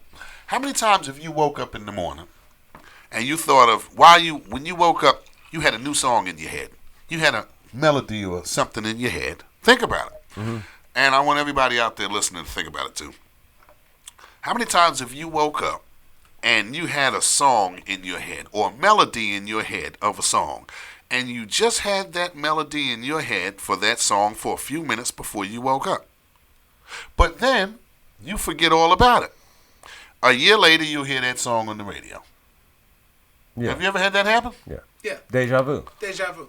Well, deja vu is one way to look at it. Another way is, of course, which I tend to know, which is I don't. That's a different thing. But you were being given subconsciously that inspiration to invent that song because But not just you. That song has to come out. Yeah. It has to come out at this time, and because the world needs that song at this time. Yeah. Now, so they can stay on track. That inspiration is given to a whole lot of people at the same time.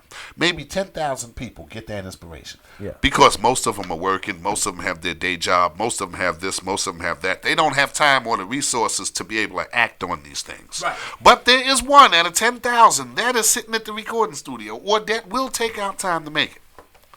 For instance. How do you think this podcast came about? Uh-huh. And I mean, honestly, it's when you're explaining this, and this is way out of my league. It's fucking with you, right? It is fucking with me because I had, when I speak about deja vu, and that's why I keep calling it deja vu, is there's been a few moments down here that we've had, and it was with Anthony and with other guests that I had, and then I decided to get Anthony as a co-host, and we were doing all this stuff, and there's a few moments I had, and I dreamt that shit like 6 years ago. Uh-huh. And then I was just like, because I was listening to a lot of podcasts and da-da-da-da, and I was like, you know what, I need to start a podcast. And you know what? And that's where we're at. And maybe that's, and you know maybe what? all that came up to fake just so you can be here tonight and talk to these people. And I'll tell you something. Everything, Sure. I know that you were inspired to do this. I was. Now, they have an old saying. Thank you, Joe Rogan. They have an you old know saying. Joe Rogan? Sounds familiar. It sounds familiar. They have an old saying. Humility is the gateway to understanding. Absolutely. Now, this is why. When you invent something, when you bring something into fruition or into manifestation, when you invent something, know that it wasn't you. Somebody give that to you. Somebody has given that to you from the other dimension or from somewhere else. We think it's us, but really it was given to us. And if we want to get more, we will thank the source that gave it to us. And that will keep us getting more. As long as you understand and you remain humble, when you accept that award or when you accept that whatever have you, and you realize, you know, and you can look back and you can go, thank you for that. I know this was, you know, it was supposed to come out at this time. Thank you for that happening. But isn't that just growing up? No. What it is being able to realize that there's more than just us. And what we think is us, really, most of it isn't. Well, but what I'm saying is you're born as an infant, okay? You don't know anything.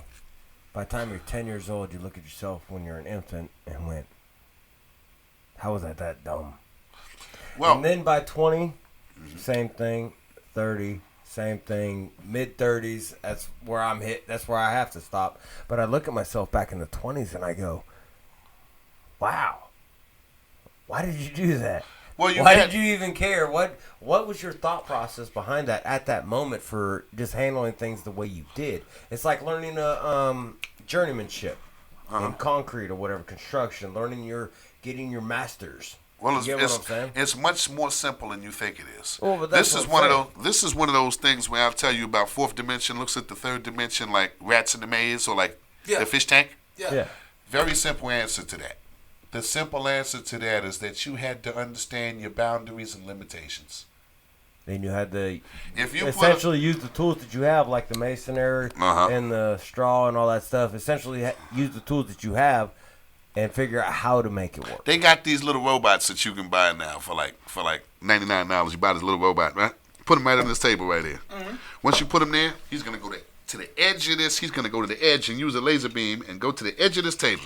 He knows where the edge is. Then he's going to go to the edge over here. Go to that table. He's going to go to the edges.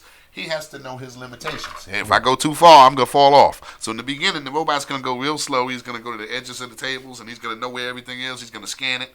Now the robot can rock and roll anyway after a few minutes. because he understands his boundaries and limitations. The stupidest that you were was your limitation that you had to know. At that point. That's right. Yeah. Now you've evolved past it because you know that you can't get that stupid again. But you had to do it at least once. So now your table's bigger. Well, it's learning. Well, now you've evolved. Your wisdom has made you now accept your boundaries and limitations. Everything that you did was for a reason. That collective experience was necessary. But you say limitations. I know my boundaries and limitations. Okay. However, you still have to test your limitations to make sure. Because when I'm 20 and I just start a concrete job or a welder job, and I'm welding, I know at this point I can't go any further than where I'm at if I want to continue to be good. I do that for a year. I do it 2, 3, 4, 5, 6. By the time I'm 30, I'm still welding at the same pace I was when I'm 20. Mm-hmm. But now I know a bunch of little tiny things that would just scoop me past where I need to be to where I can kick it into full gear and make my production of course 1.5 times. Of course. No, what I mean by what I'm saying. Well, see, that's what your experience taught you, yeah. Of course. But what I'm talking about your boundaries and limitations I'm talking about the basics of what you can do. For instance, if you jump off the roof, you're going to die. Yes. Now, I don't care how experienced the person is or how ignorant he is. If you jump off that roof, that's it. That's jump kind off of a bad example, Don, because if there's people nowadays that will jump off of this roof, land and keep on running. I'm not talking about at this feet. I'm talking about 500 feet up, 300 feet up. The bottom line is, do they drop like 60 feet? Stories. Jump from building to building, land rolling. Come on. If you were to try to do, parkour guys. dude, that shit is no joke, and it happens. Well, in the third dimension. I'll make you an example, better example. You got guys. No matter how experienced you are, if you got guys that mold that liquid metal. Okay. Yeah. And that metal is 3,000 degrees. Yeah. I don't care how experienced you are. If your hand gets in that kiln, it's gone. In fact, most of the professionals have only one hand. Yeah. No, but what Slip I am and saying, fall type deal. Yeah, what I am saying is your boundaries and limitations of, unless you ever tried to scream at the top of your lungs, you wouldn't know how loud you were. You had to try it at least once, because then you'd know how loud you were. You know, now that you know, you don't have to do it no more unless you choose to. You can get better at it if you want, or whatever have you. But we know everything that you've done. What I'm saying is a collective experience. It's something that you had to experience, and believe it or not, that experience is the only true wealth that you have. That experience is what you were sent here to believe. You were sent here to collect that experience and bring it back to your cosmic consciousness, which is a different conversation. But that's why you were born. You were born to collect these experiences, the love, the loss, the hatred, the everything. Because then you further complete your cosmic self. Your cosmic self takes this information, like we call it cloud storage. Right. I remember that. It collects this experience. Mm-hmm. That experience is your true wealth. But now I have a question. Yeah. So, when I die, am I going to be sitting in me personally, Tony, am I going to be sitting in my cosmic self and saying, okay, we want to do another experience and be able to continue my mindset? That's the concept of reincarnation. No, you're going to But what I'm saying is, because if you're going to take it back to your cosmic self, that means there's a cosmic self and they're going, I want to do this. And so it's this version of Tony that got sent to the earth, so to speak.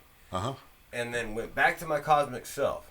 Am I going to be able to have the person that you're talking to be sitting in the mind of my cosmic self, watching what our new project is, or are they going to send me back out and I'm going to have no recollection of it? Well, actually, I believe that. You get what I'm saying? Now, get this.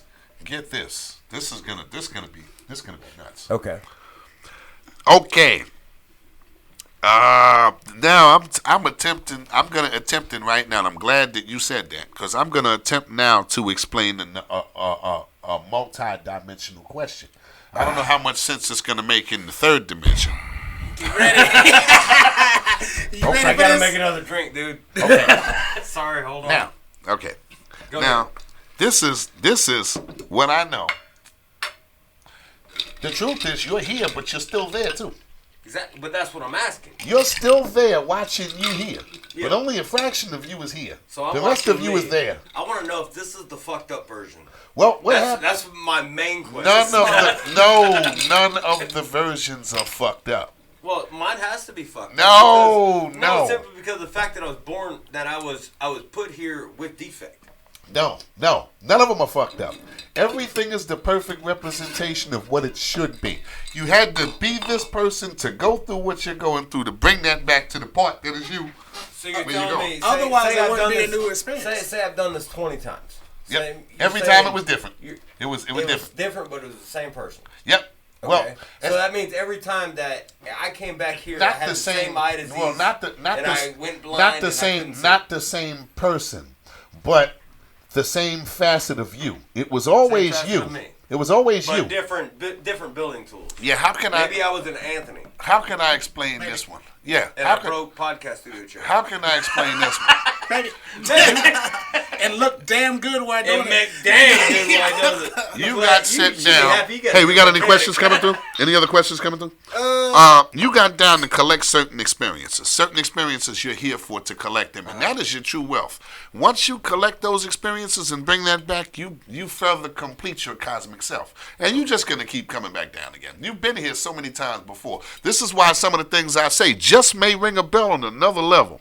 They're gonna validate themselves. That's another thing we didn't talk about. But I Validation. I have one more question then. Okay. If I'm here Uh-huh. and my time's gonna expire, blah blah blah, I'm gonna die, so to speak, and You're coming right back anyway. I'm going up to my cosmic self, and I'm up there and I'm chilling as me right now. Uh-huh. I'm up there chilling like, oh shit, I didn't know there was a life after this. I got a question. It's we're not hitting only. chill. I got you. It's I know, not. I know what you said. No, I no, got no, you. but, I got but you. hold on, let me finish. Go ahead. As I'm doing that, and I'm up there looking down on myself, how am I, when I come back, am I going to be different than I was? Yeah. You know that now. This is a bigger question. Get this: when you go up there, Uh-huh. second you leave your body, you're not you as you are now. Yeah. You are you as you always been because you were here thousands and thousands of times. So So that now means you are the all the collection of all the downloads- times it was you. So essentially, myself right now will just download a bunch of stuff, and I'll be like, oh. Well, you Now actually. I So when you remember. expire, well, you actually, saying you like go up. and- You're part of the cloud now. You go back to cloud storage, and cloud storage has all the lives that you've ever lived already. But wouldn't I go back and be the cloud that holds everything? You've that I've always been the experienced? cloud. You're still the cloud. Right now, you're only the facet of the cloud walking around, but you haven't been in touch with, and you touch your cloud subconsciously all the time. You touch your big cloud subconsciously probably 20, 30 times a day, but you don't realize that you're touching that cloud right now. You don't realize that you are touching your subconscious, but Well, the you reason are. I ask this stuff, can clouds What questions be you got? connected? Huh? Can clouds be connected?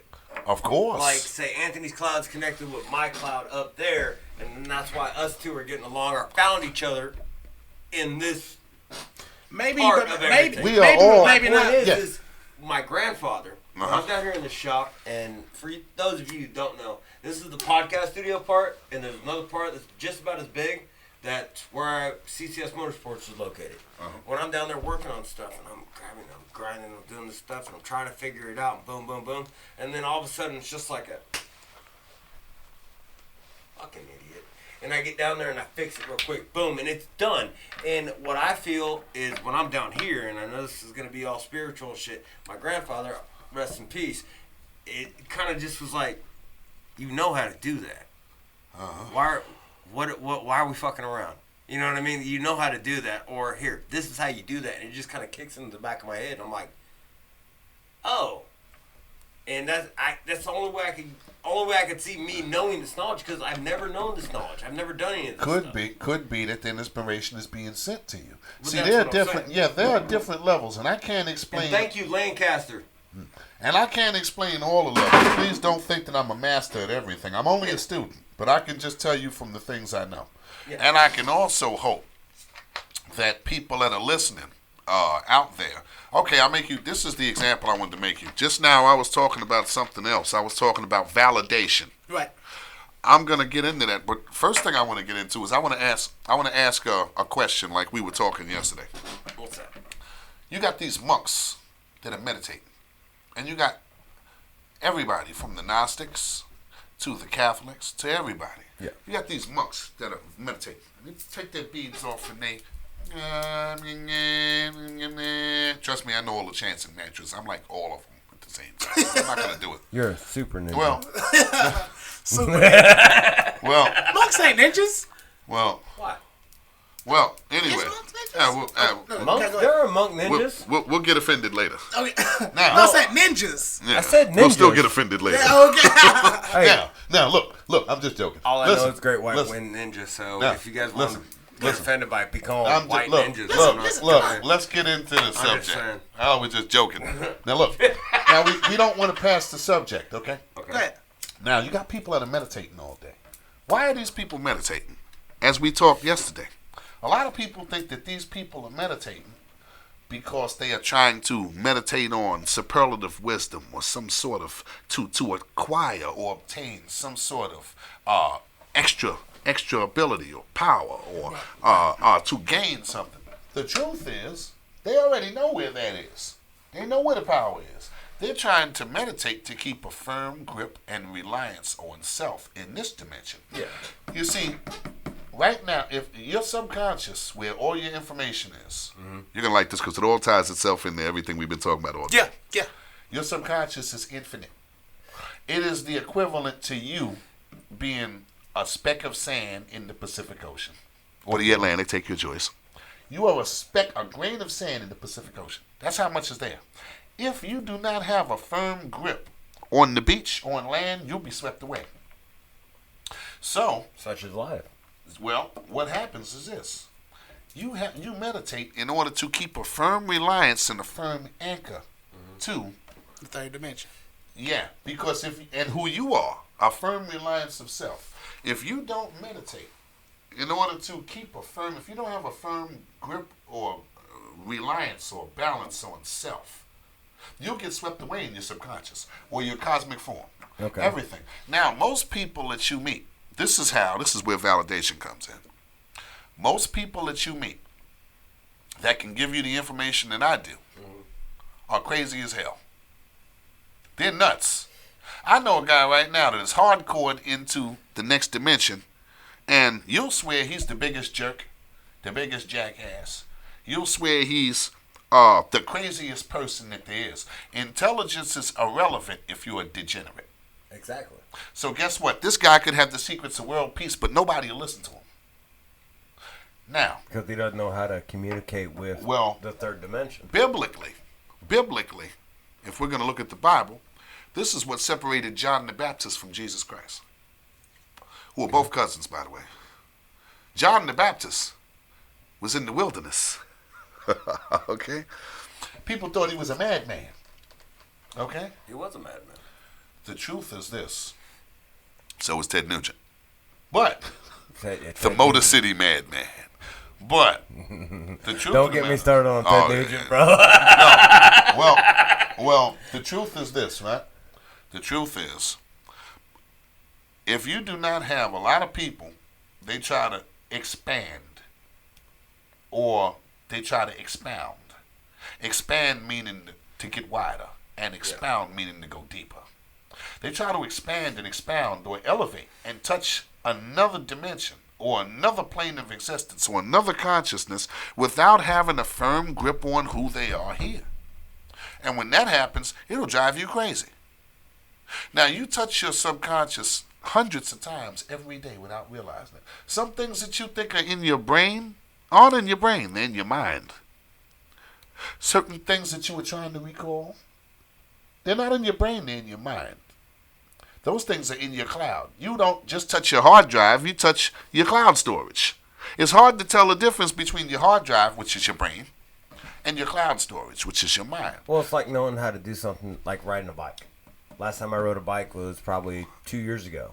It's not necessarily in my hard drive on my brain because I didn't just learn it. Well, that it's something technically- that's an experience. Like, Well, see, technically that would be different because that, analytically, the way we're talking, that would be in your RAM right there. That would be that's the in your RAM of the computer. So yeah, that's in your random access memory. That's in your program. That's in your regular program. You've already learned that. That's your automatic response. I'm talking about your memories or the memories of lives or things. Okay, things that you haven't thought about in years. Yeah. Those things would have been in your brain, but then they were dumped into your cloud storage. They're in your mind, not your brain anymore. You're not using them, but they're still there. For instance, So it's like everybody's walking around with a bubble above top of their head. For instance, I learned Morse code when I became a ham radio operator. I was the youngest member of the Yonkers ARC, Amateur Radio Club. I got my call sign when I was 11 years old, KBIX 9212. Allowed me to broadcast off of frequencies 26965 to 27450. Then I got upper and lower sideband on Citizens Band Radio. Then I got my amateur's license, which my call sign is KA2KPM, which allowed me to go 2 meters. All right? Somebody asked me the other day about MODAT, and they asked me how to speak Morse code. I haven't spoken Morse code. I haven't sent or received Morse code in years. I speak 5 different languages, by the way. Yeah. Yeah. But I haven't sent or received Morse code in years. But all of a sudden, when the person asked me, I had to recall Morse code, right? And so I recalled how to send and receive Morse code. That information, was that in my RAM, random access memory? No. Was it in my brain? Could have been in my brain, or it could have been dumped to my cloud storage, which is my mind, whether it was there. Usually things dumped in your mind are experiences from years and years ago that you haven't thought about lately. Because the second you thought about them one time, they went from your cloud to your brain. See, now when I recall Morse code or any of my studying from electronics, they're in my brain now because they were dumped from my cloud storage back into my brain now. Yeah. I got you. Now, the thing is, things that you It's recall, like getting a new iPhone and uploading your pictures. yeah, now your deja vu is in your mind. These are images which are sent to you from past lives or past experiences, which are in your mind. Your brain has never experienced them. We did this a million times. Mm-hmm. Yeah, your brain hasn't ever physically experienced these things. Have you ever been to another country? Have you ever got on a plane and been to another country lately? No, but I've been to Mexico. Okay, Mexico. That's another country. Well, that's a little harder to get to now, folks. We got the war coming up. Now. Was that a Trump impression? That was a Trump president. We're big on Trump's president. It was the most fabulous Trump impression I've Central ever Park heard. 5 is still guilty, folks. I know they did it. Now, what happens is this. Now, this is my favorite one right there. It was good. Now, what happens is this. If you step off the plane, say have you went back to Italy at all? Nope. Have you ever been there? Nope. If I want to, but I can't. Well, I know people that have stepped off the plane in Egypt and Jerusalem, And felt a familiarity. and it was crazy. It was like they've been home again. It was crazy Yeah. because your mind activates in a way the feeling that you're pulled towards. Those feelings are pertinent and valuable. They are valuable because that is now your mind showing you what you remember. Well, maybe that's how I'm able to work on bikes. A little hit from the cloud storage. You've heard that before. Yeah. Of course. Well, Now, but what I'm saying is maybe that's how I'm able to work on bikes. Maybe. well, Because honestly, either you've done it in the past. Maybe you've done it in the past. I'll make you an example. This here, I was that in my last life. I was this in my last Mason? life. Yeah. My first memory when I was 4 years old. One of my memories. When I seen that, I knew I had to have that again. And my grandfather on both sides. My grandfather was a Grand Master in the Masonic Lodge. I knew I had to go back. But now, I don't want to digress, and I don't want to move on. I want to stick to the original subject. Validation. which is what we were talking about, and we were talking about the firm reliance of self. The firm reliance of self is how we are able to remember and maintain who we are, our present personality, right, as we jump into the vast subconscious. Now, this is what I'd like you to pay attention to. Man, I've been paying attention the whole damn time. I know. He's giving me that stare like, this is what I want you to pay attention to. This is something. I'm like, he dude, better I've hit your been arm or looking at you something. this whole time. No, I'm just saying, but this is a part that I like you to pay attention to especially. Okay. Notice how I can talk about dimensional beings. Yeah. I can talk about all that other stuff, right? And you've been hearing me talk for the longest. Do I sound the least bit cuckoo?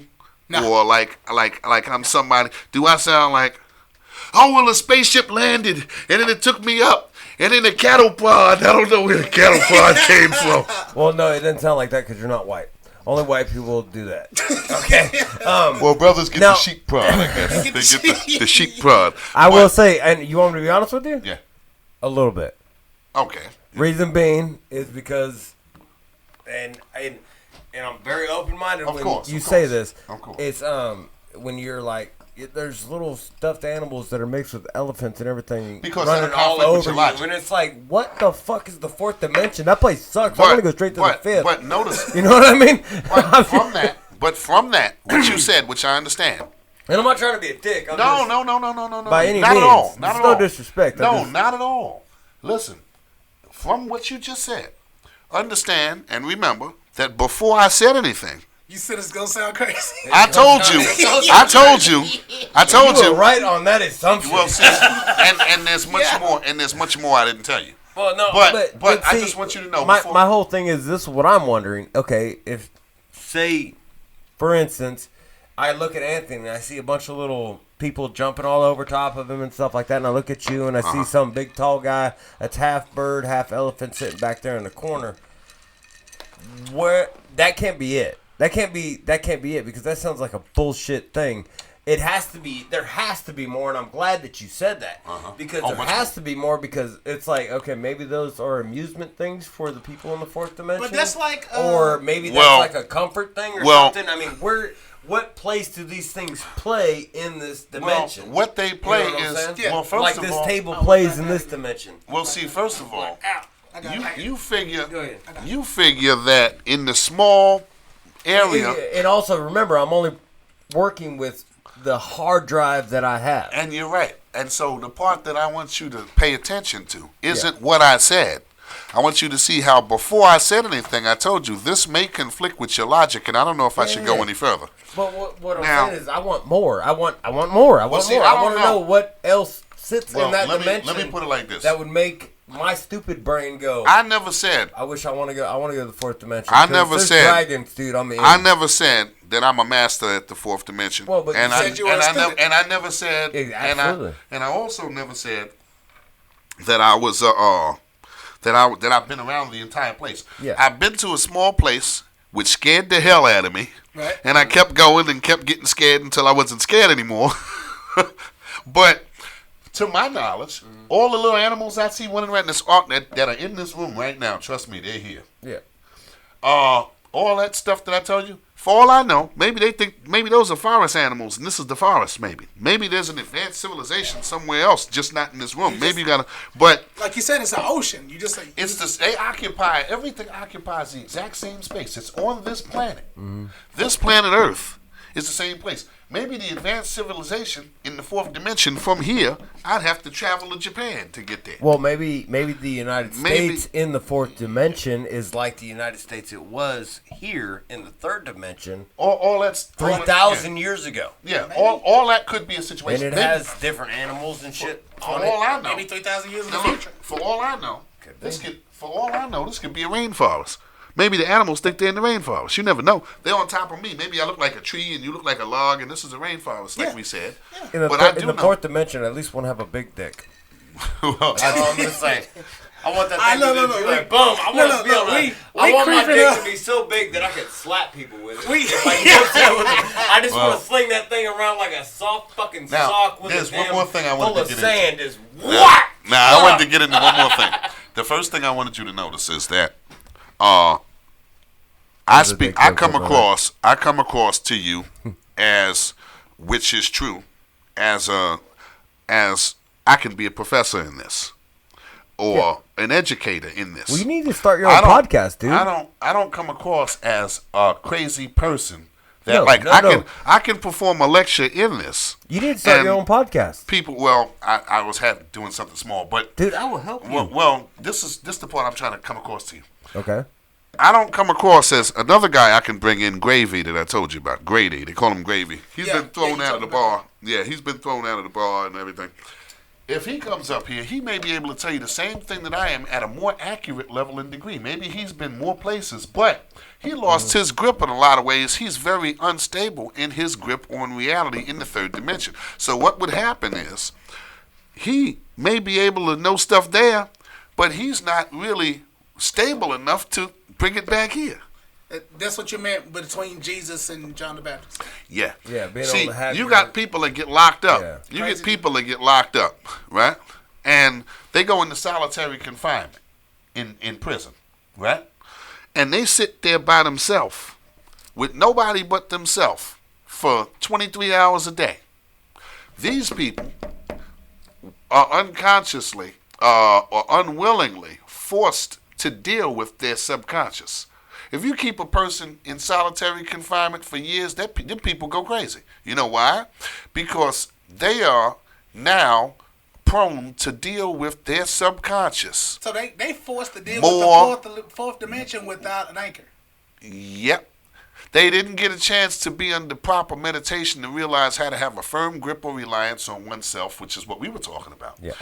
And these people are in tune with their subconscious more than anybody because they don't have anybody to talk to. Just like how a blind person can hear better or a deaf person can see better. No distractions. This also tells you. I got stories. You want me to blow your mind? Well, and this happens in real life, and this is fucking happening. I want to hear them, but I don't want to get off on the side. I still got something I got to finish. Okay. Sorry. The autistic children. Yeah. Autistic children a lot of times are hardwired to the other dimension.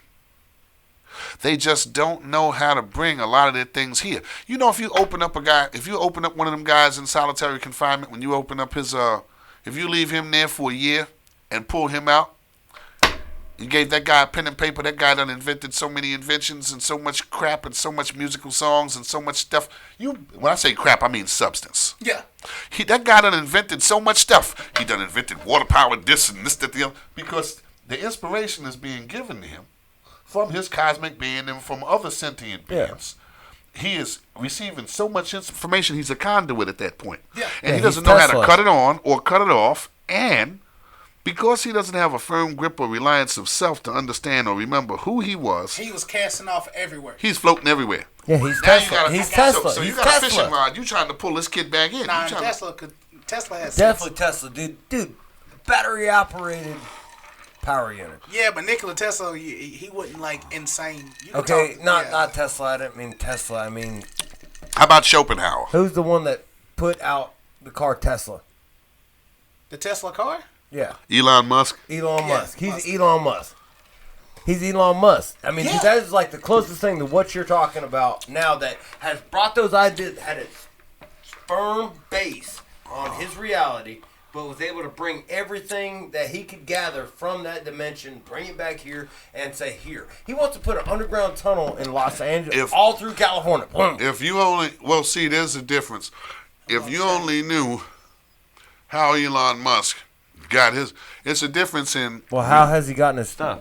Well, I'm not playing these games. Don't do them goddamn teasers. Well, fucking, put it like if you're gonna say it, say it. Put it like this.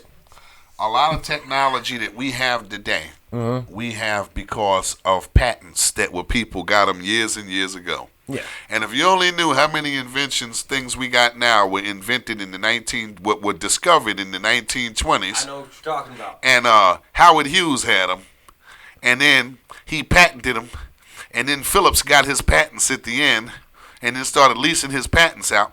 Certain things, believe it or not, are what we call.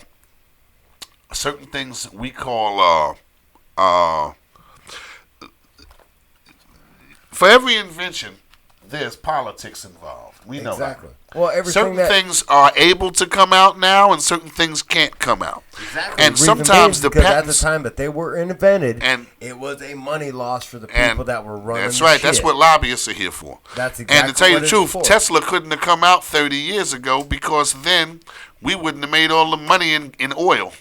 Well, if Tesla vehicles came out, certain countries would be poor. Well, but if weed was legalized 30 years ago, Jamaica would be a superpower right now. And so would Africa. Parts of Africa would be superpowers. So there's a bureaucracy and a legality and a technicality to everything. The lobbyists make sure that special interest groups and certain people get what they're supposed to have, or make sure certain things can't come out to mess up their business. I'm with you on that. So car that runs on water, they killed that guy. Made the car that runs on water, you snap that simple thing into the spark plugs and you can pour water in your gas tank. The Arabs offered him $1 billion for it, the Arab princess, and he wouldn't sell it. And then they killed it. They killed him. Didn't know that. Yeah, they split the hydrogen atoms and make your car run off of water. All right, check this out. But, listen, we at the 2-hour mark. Can you come back next week? Oh yeah, of course.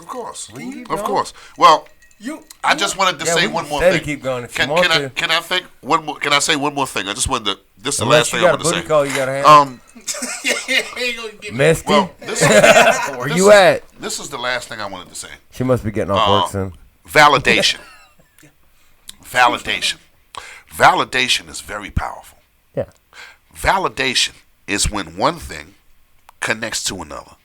The reason why validation is very powerful is because things can validate themselves, or people, places, or things can validate themselves. Experiences can validate themselves on different levels, consciously or subconsciously. When they validate themselves in your present memory, then those things are known as a coincidence, or validate themselves as a conscious truth. When they validate themselves subconsciously, they become deja vu. Deja vu is subconscious validation. But why do you experience them before it happens then? Well, there's no uniform way, like we said yesterday. There's no uniform way to, that we have to receive the questions first and then the answer second. Sometimes we can receive the answer first and the question doesn't come till later. There's nothing that says we got to receive the question first. Well, no, I know what you're saying. Like, my dad, he broke his neck. Uh-huh. And 2 weeks earlier to the day, I had a dream. And it went through the whole story. My dad, him and I were working on the house. And we went to the ranch. And he told me to go do this thing, in my dream. I came back up. I got done feeding the horses, doing all that stuff. I come back up, and I see my dad laying on the ground, and that's where it ended. And I was always wondering, why is my dad laying on the ground? And then 2 weeks later, it was a Saturday, came up. My dad woke me up. You coming to work on the house with me? Like, yeah, whatever. And I got up, and I go to the ranch. And he goes, it was windy as shit and storming. And he said, go back there and check on the horses. Feed them, do it, whatever. And I went back there, and I went to the barn. I came back up, and I walk around this corner. My dad's laying on the ground. But I hear this sound, and the best way I could describe it is it sounds like a sheep caught in a barbed wire fence. And it was my dad screaming, help, help. And I looked over, and my dad was laying on the ground. And I ran up to him. He goes, go tell your grandma to call 911. I just broke my neck. That's crazy. And that happened. And actually, that was 9 years later to the day that my grandfather broke his neck. So you think it was like you got like a premonition to maybe warn him or something like that? I dreamt you feel like that? I dreamt it 2 weeks earlier. And I didn't know what to do. I was 12. I think it was one of them things. I mean, I got an idea. And that happened, and I seen it, and it was just like, and then it happened, and it's like, and there's just, but Wow. ever since then, there's been a bunch of stuff that I've seen, like I dreamt me going to prison before anything had accident, anything had ever It might happened. have been one of them things to get you ready for it And before boom, it happened. I ended up going to prison. So it's like if if I have a cloud storage, so to speak, and I send myself back, am I gonna have to live every single one of these again, or is it gonna be more of a different experience? Well, it's just information. He said. The truth is, and all that shit's fact, dude. I have dreamt. I've dreamt shit. I've dreamt shit that I can't talk about. But see, out of everything you said, which I hope understand, to God it never happens. But out of everything you said, which I understand, what have you learned from that? That when I see some crazy shit, and I wake up scared, I need to worry about it about 2 years later, because that's usually when it happens. It tells you to pay attention to the things you see. Believe it or not, some of that stuff could be what is on the medium level, or a measure of clairvoyance. Okay, well, but look at it like this. I went, and this is a true story too. When I was married to my first wife, we went to the movie theaters. My buddy Richard, Dick Wood. Dick Wood. Rich, what's up, buddy? Dick Wood. You know, white people do this shit. Hey, his name's Richard Wood. Yeah, so they call him Dick Wood. Yeah. I'm like, seriously. Hey, I know black people named Richard. You call him Dick, you fucked up. He's white. He's white, bro. He's white. He's white as fuck. One of the best guys I know. Though. Go with the story. Go with That's the story. not bad. But one of the best Dick guys. Wood. Can you imagine saying that to people? Hey, Dick Wood. Dick. And the other guy says, "Hey, bend over." No. I know a guy named Benjamin Dover. No, this Benjamin Dover. They call him Bend Over. Oh, yeah, wow. This some shit, is man. like the perfect scenario. He shows up to a restaurant. They're like, and his buddy sees him before he talks to the whatever person that greets him in, and he goes, "Hey, Dick, how you doing?" He's like, "I'm doing good. How you doing?" And then they're like, "Mr. Wood." They call him. That's me. Yeah, that's like the guy. But anyways, I know a guy named Benjamin Dover, so he's Bend Over. And I know a kid named, you ain't gonna believe this, I know a kid, first name Nathan, last name Frank. Nathan Frank. Oh, the hot dog? He's from Canada. Nathan Frank. Yeah, that's his real name.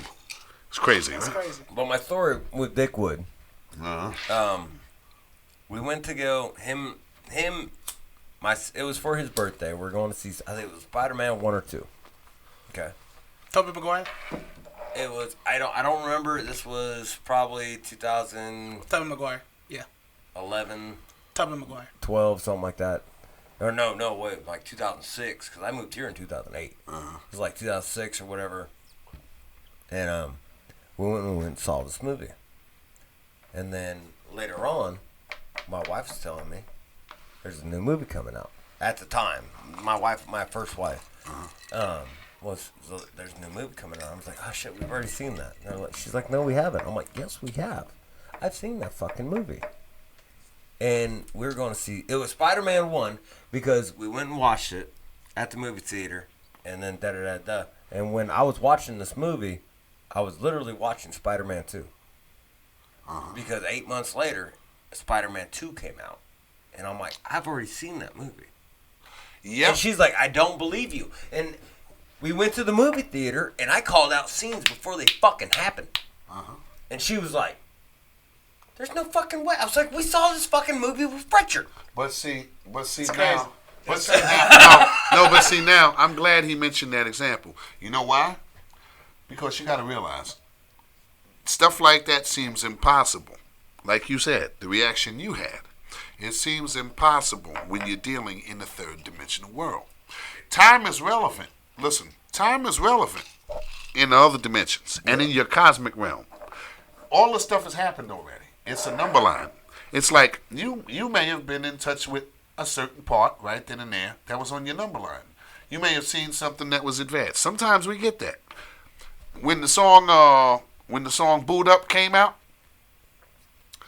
I knew the song. I heard the melody of the song a year before it came out. Oh, sorry. I know where the melody came from. I knew where it came from. And I was like, well, if you speed the melody up and you take everything out and you have a girl singing, it'll be the same thing. I was listening to Avant sing, "Long as I live, my first love, da da da." I said, well, speed it up and take everybody out. Put somebody else in it. And then, here came "Feelings." There it came. You know it's the same melody. Yeah. It's the same "Long as I live," but they just took stuff out and put stuff in. I knew that was going to happen a year before. That information was sent to me about a year and a half, probably 2 years, close to 2 years before. But it was sent to thousands of other people at the same time. I woke up with that. And then somebody had the ability to act on it. Now, this is the last thing I was going to say because we got people listening. Any questions coming? Did we get any questions? No, hold on. I only got third eye questions. About Oh, we can do third eye. That's what I do. Hey, we can do that. Hold on. I'll give you that. Hold on, Don. I got one for you. Validation. Remember that. That's the last thing we were talking about. Yeah. It's validation. You remember this? Who's the black country singer? Oh, it's only Darius Rucker? Darius Rucker. Okay. Ride me, mama, like a wagon wheel. Yeah. Ride. That song? Yeah. Okay. 2 years before that song came out, I was listening to my wife's cousin, Matt, and they did this live song. And they said that they wrote it in Raleigh, and they did all that stuff. And when they played the song, it was "Ride me, mama, like a wagon wheel. Ride me, mama, any way you feel." Yeah. Well, that's just real simple. then- Darius stole it. No. He stole that bad boy. But what happened was that song came out, and I was like, "That's the song that Matt and them were singing 2 years ago." She's like, "No, it wasn't." He was there. He stole it. Yeah. No, I know, my I'm just wife joking. says that her cousin never sang that song. Okay. She's like, "No, it wasn't. That wasn't it." And So I you was had like, another premonition of the same song. Like at that time when I was listening to them sing, that was the song that I was hearing. Those things appear to be. You get what I'm saying? Of course I do. Well, on different levels. I I'm mean, trying to tell you. That's what I'm saying. And it's Those just like things that, appear to be conundrums. and I'm like, here. "There's no fucking way." It appears to be a conundrum here in this dimension, but as you travel out and as you become the person looking at the fish tank from the outside, that stuff is elementary. It's a walk in the park. It has happened, and you are right. But now your answer that you're struggling to find is not here in this dimension. But you are absolutely right. But could that that have answer, been third dimensional? Yes. Talk? It could Or no fourth fourth dimensional talk. What happened is, or fifth dimensional. What happened is, From for the a fifth brief dimension, second, bitch. for a brief second, you were in touch with your higher self, which was in touch, aligned with your subconscious, which brought you to another dimension to see this, being sleeping or awake, because we touch our subconscious hundreds of times a day without realizing it. For a hot minute, you were given a glimpse of a different dimension. You were given a glimpse of that. And now that it's validating itself or manifesting itself in this dimension, it'll baffle you because nobody else remembers. This is going back to what I'm saying. The truth validates itself on different levels. When you hear a truth, not only are you hearing the truth consciously in this dimension, but that truth will resonate within you from different dimensions to validate itself. And from your perspective, you heard it. You heard the truth and saw it. Yeah. And if you think back, I'm sure you can even remember what probably got you to remember the song wasn't only the melody, but because you liked it and the feelings that you got when you heard it or you liked it, you can remember those too. Yeah. So that there is validation in itself. It may appear shocking here, but the simple truth is, Or you sound like a crazy person when you're like, "I've heard that song before. I've seen that movie before." Well, that's because and a they're lot like, of people. "How the fuck did you see this movie?" It would come. The reason why it stands out right now. You explaining this situation is because it conflicted with your logic, and it was also. Well, it's not necessarily my logic. Questioned it's the search by other people. Yeah, the search for external validation. That's right. But it happened. And the truth is, the simple truth is, which is hard, you were just in touch with your future for a minute. You seen the future for a minute. And you just didn't even realize it. But you did. And time travel and astral projection and everything else that they say, a lot of it is true. But it's not the way that you think it is.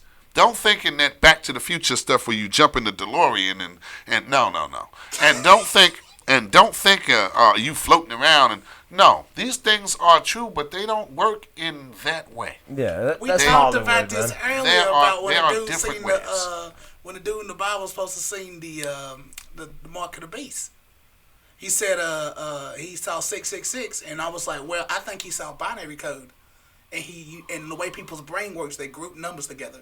Well, and he just saw it that way. There are other things to that too that we'll get into. Let's get into it. Like for instance, philosophers back then. You got to remember, philosophers back then. If you were a poet or if you were a philosopher, you were an ancient rapper. What the stuff the rappers say today? I take the moon and split the sun out and put and take the fire out of the demon, and you'd be surprised. See, exaggeration and embellishment. They could have seen a car go by and go, "A great beast with fiery eyes." So they exaggerated and embellished in the ancient times too. Yeah. So this is why we use wisdom to discern. Yeah. And this is why we read the full context. I've always said because that. To get listeners, they would, I'm not trying to cut you off. I just had something I'm trying to say.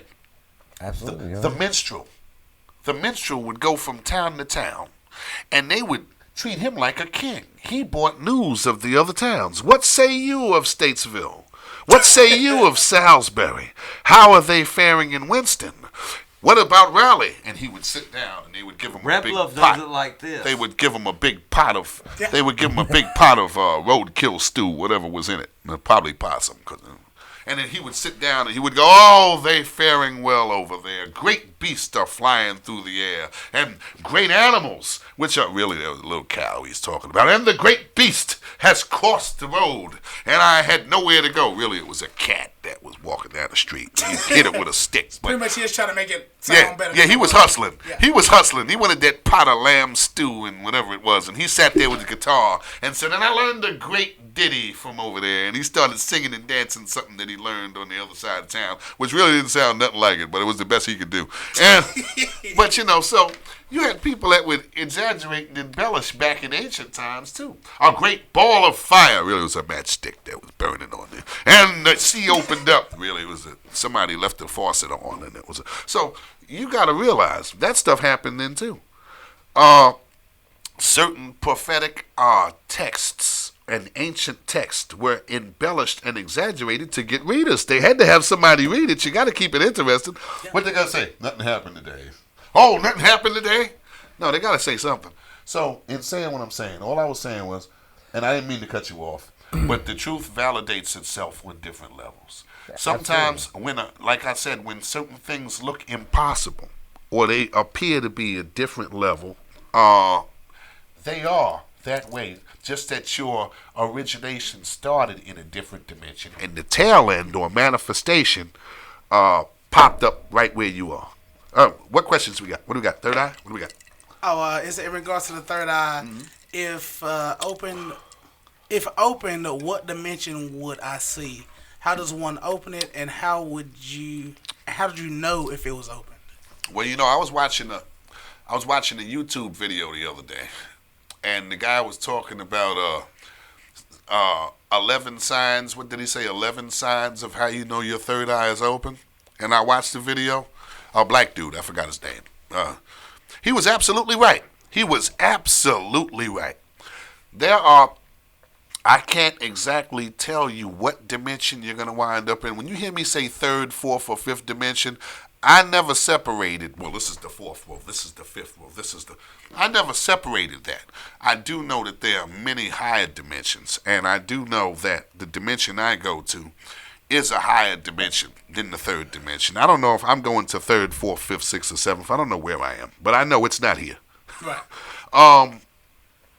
The thing is, I was watching this video, and what I'm going to do is I'm going to find the link, and I'm going to see if maybe you want to post the link, 11 signs to let you know that the third eye is being open. I watched the video. It's probably like a 10, 15-minute video, and I watched it to its entirety, and the guy was absolutely right. I can tell you some of the signs of what you would go through as your third eye opens, because your third eye is what you use to travel to these dimensions. There is no going there without your third eye. That's what makes it happen. Mm-hmm. So that's why when I seen third eye questions, that's what happened. My third eye opened, which would allow me to do this. So yeah. What about your third eye? Yeah. Are you like there physically, or are you just a voyeur? Are you just like seeing. No. You're there. You're there. You're So there. You travel through the third eye. Yep. There. Yep. Got you. You're there. Go ahead. Keep going. And what happens is when I read the video and when I watched the video, I wanted to get in touch with the author, with the black dude. I don't know his name. The guy, he got a suit on. He's from England or something. British accent or something, and he knows what he's talking about. When you meet people that actually know what they're talking about, because you got a lot of charlatans, a lot of shysters, a lot of people that try to say things to sound important, and a lot of people that try to, I guess they get some psychological rush off of telling people nonsense. Fortunately and lucky for me and you, I am not he. Amen. Now, when I spoke to this, when I speak to this, when I read this guy's, when I read what he had to say and I watched this video, he's absolutely right. He's been there. So I wish that I could get in touch with him to speak to him because he's been there. I'm going to tell you his name now. Let me look at my. I'm going to tell you this guy's name, and what you can do is This dude right here. black dude with a suit on. Yeah, that's him. What's his name? Nah, he ain't got a suit on. This dude He right got a suit on in some of his videos. He got a white suit on and no. He looks like Famous Amos almost. If he put the hat on, he'd be Famous Amos. Oh, that guy right there? I'm being a weak bitch. I gotta go take a piss. Yeah, that guy right there, he's absolutely right. He has his own, he's a psychologist. And he's absolutely right. Sometimes when you run into people Yeah. that have had the same experiences and that know what they're talking about, it's very rare. The truth validates itself. When you speak to people who speak the truth, it's going to validate and resonate on different levels of your conscious, of your subconscious. You're going to know the truth when you hear it. Right. And this guy knows what he's talking about, so I really wish that I got a chance to sit down and talk to him, but I haven't met him as of yet. But I know he knows what he's talking about. And it's a comfort and pleasure to meet someone who has actually been to and has done that. Like mine's. That's right. Right. That's right. So I'd love to talk to him. And if he talks to me, I'm sure that I validate myself to him the exact same way he'd validate himself to me. Exactly. I can tell him what I know, and if you were in that conversation or watched that conversation, nothing that I said to him would shock him. And nothing that he said to me would shock me. Because we use other dimensional logic at certain times. Yeah, but like, is it possible that y'all went to the same dimension, or could you like go to two different dimensions between the two of y'all? My bad. Oh yeah. Could you go like two different dimensions between the two of y'all and have similar experiences? You know what I'm saying? Well, I'll put it like this. We could have been to two totally different places, Right. of course. But see, from the way I know it to be, okay, say for instance, you got to realize, every dimension is here on the planet. Yeah. At the same time, we're multi-layered. It's all layered together. Right. So he could have been to the fourth dimension in England, and I'm fourth dimension in the United States. We're still 2,000 miles away from each other, but in the same dimension. He just might be in a different spot. That's right. Like where I was with the little animals and stuff bouncing around. Yeah. Maybe they thought I'm in the forest. Maybe there's a city with civilization. Keep going. I'm blacked out. I'm about to fix the camera. Yeah. Keep going. Maybe there's a city with civilization somewhere else. So we could have even been in the same place, just in different locations, the same dimension but different locations, or maybe a different dimension in stream. Did you find the guy's name? Because I wanted to mention him maybe so people can watch him. He knows what he's talking about, and what he can tell you is his YouTube name is Infinite Waters. Infinite Waters. Yeah. Yeah. You're going to see him in a black and white suit. He looked like David Ruffin for a minute. He looked like, gonna walk away with love. It's not that I don't love you, baby. He looks like him. He looked like Famous Amos or something. I see him coming. I want to save some, you know what I mean? Uh-huh. Because it's a long one. You know, you got to sit and watch it, to sit in front of a screen for 2.5 hours. That's right. It's a little difficult. That's right. So I'm gonna save some. Uh-huh. So when my co-host come back here, when the host here comes back, we're gonna go ahead and wrap. Of course. Then we can have you back whenever you're available. Well, look, I'm just getting started. I thank everyone out here. He says, he ain't even playing Yeah, around. I thank everyone for giving me an opportunity to be able to explain things as best I can. In the Buddhist religion, which I happen to be a 7th level Buddhist also, we believe that the lessons of the master and the lessons of the student are the same lesson. The only difference is that what it may take the student 2 hours to explain, the master can explain in 2 minutes. Got you. So I try my hardest to explain certain things. What I can tell you is that I've been there and done that and know how to do it again. It's no freak or fluke. And everything that I can do, you can do too. There's nothing special. I don't believe there's anything special about me except for that I've been able to pay attention, and I was fortunate enough to go down certain paths to get what I have. We all have something special that we do every day, and I would like to learn what you have special, just as I was able to share what's happened with me. You know, That's and I'll come on back anytime. So how can people get a hold of you? Well, you know, my Facebook is Quentin, Quenton HTG. H is in hotel, T is in tango, G is in golf. You can see some of my books now. You know, I have quite a few names. Or you can look up The Don on Oh, don't do Look that. look up The Don't Don.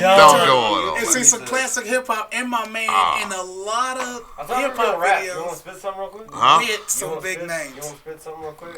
I don't Come know. on, man. No. Anthony. No, this isn't that. Well, I'll tell you. Let's end it on that. No, I'll tell you what I'll do. What will you do? I'll do a little poetry for you. Poetry. Rap is poetry in motion. I tried to get to that point, but Well, rap is rhythm and poetry. I say But- I've always called rap poetry in motion. But Essentially, poetry just put a beat to it.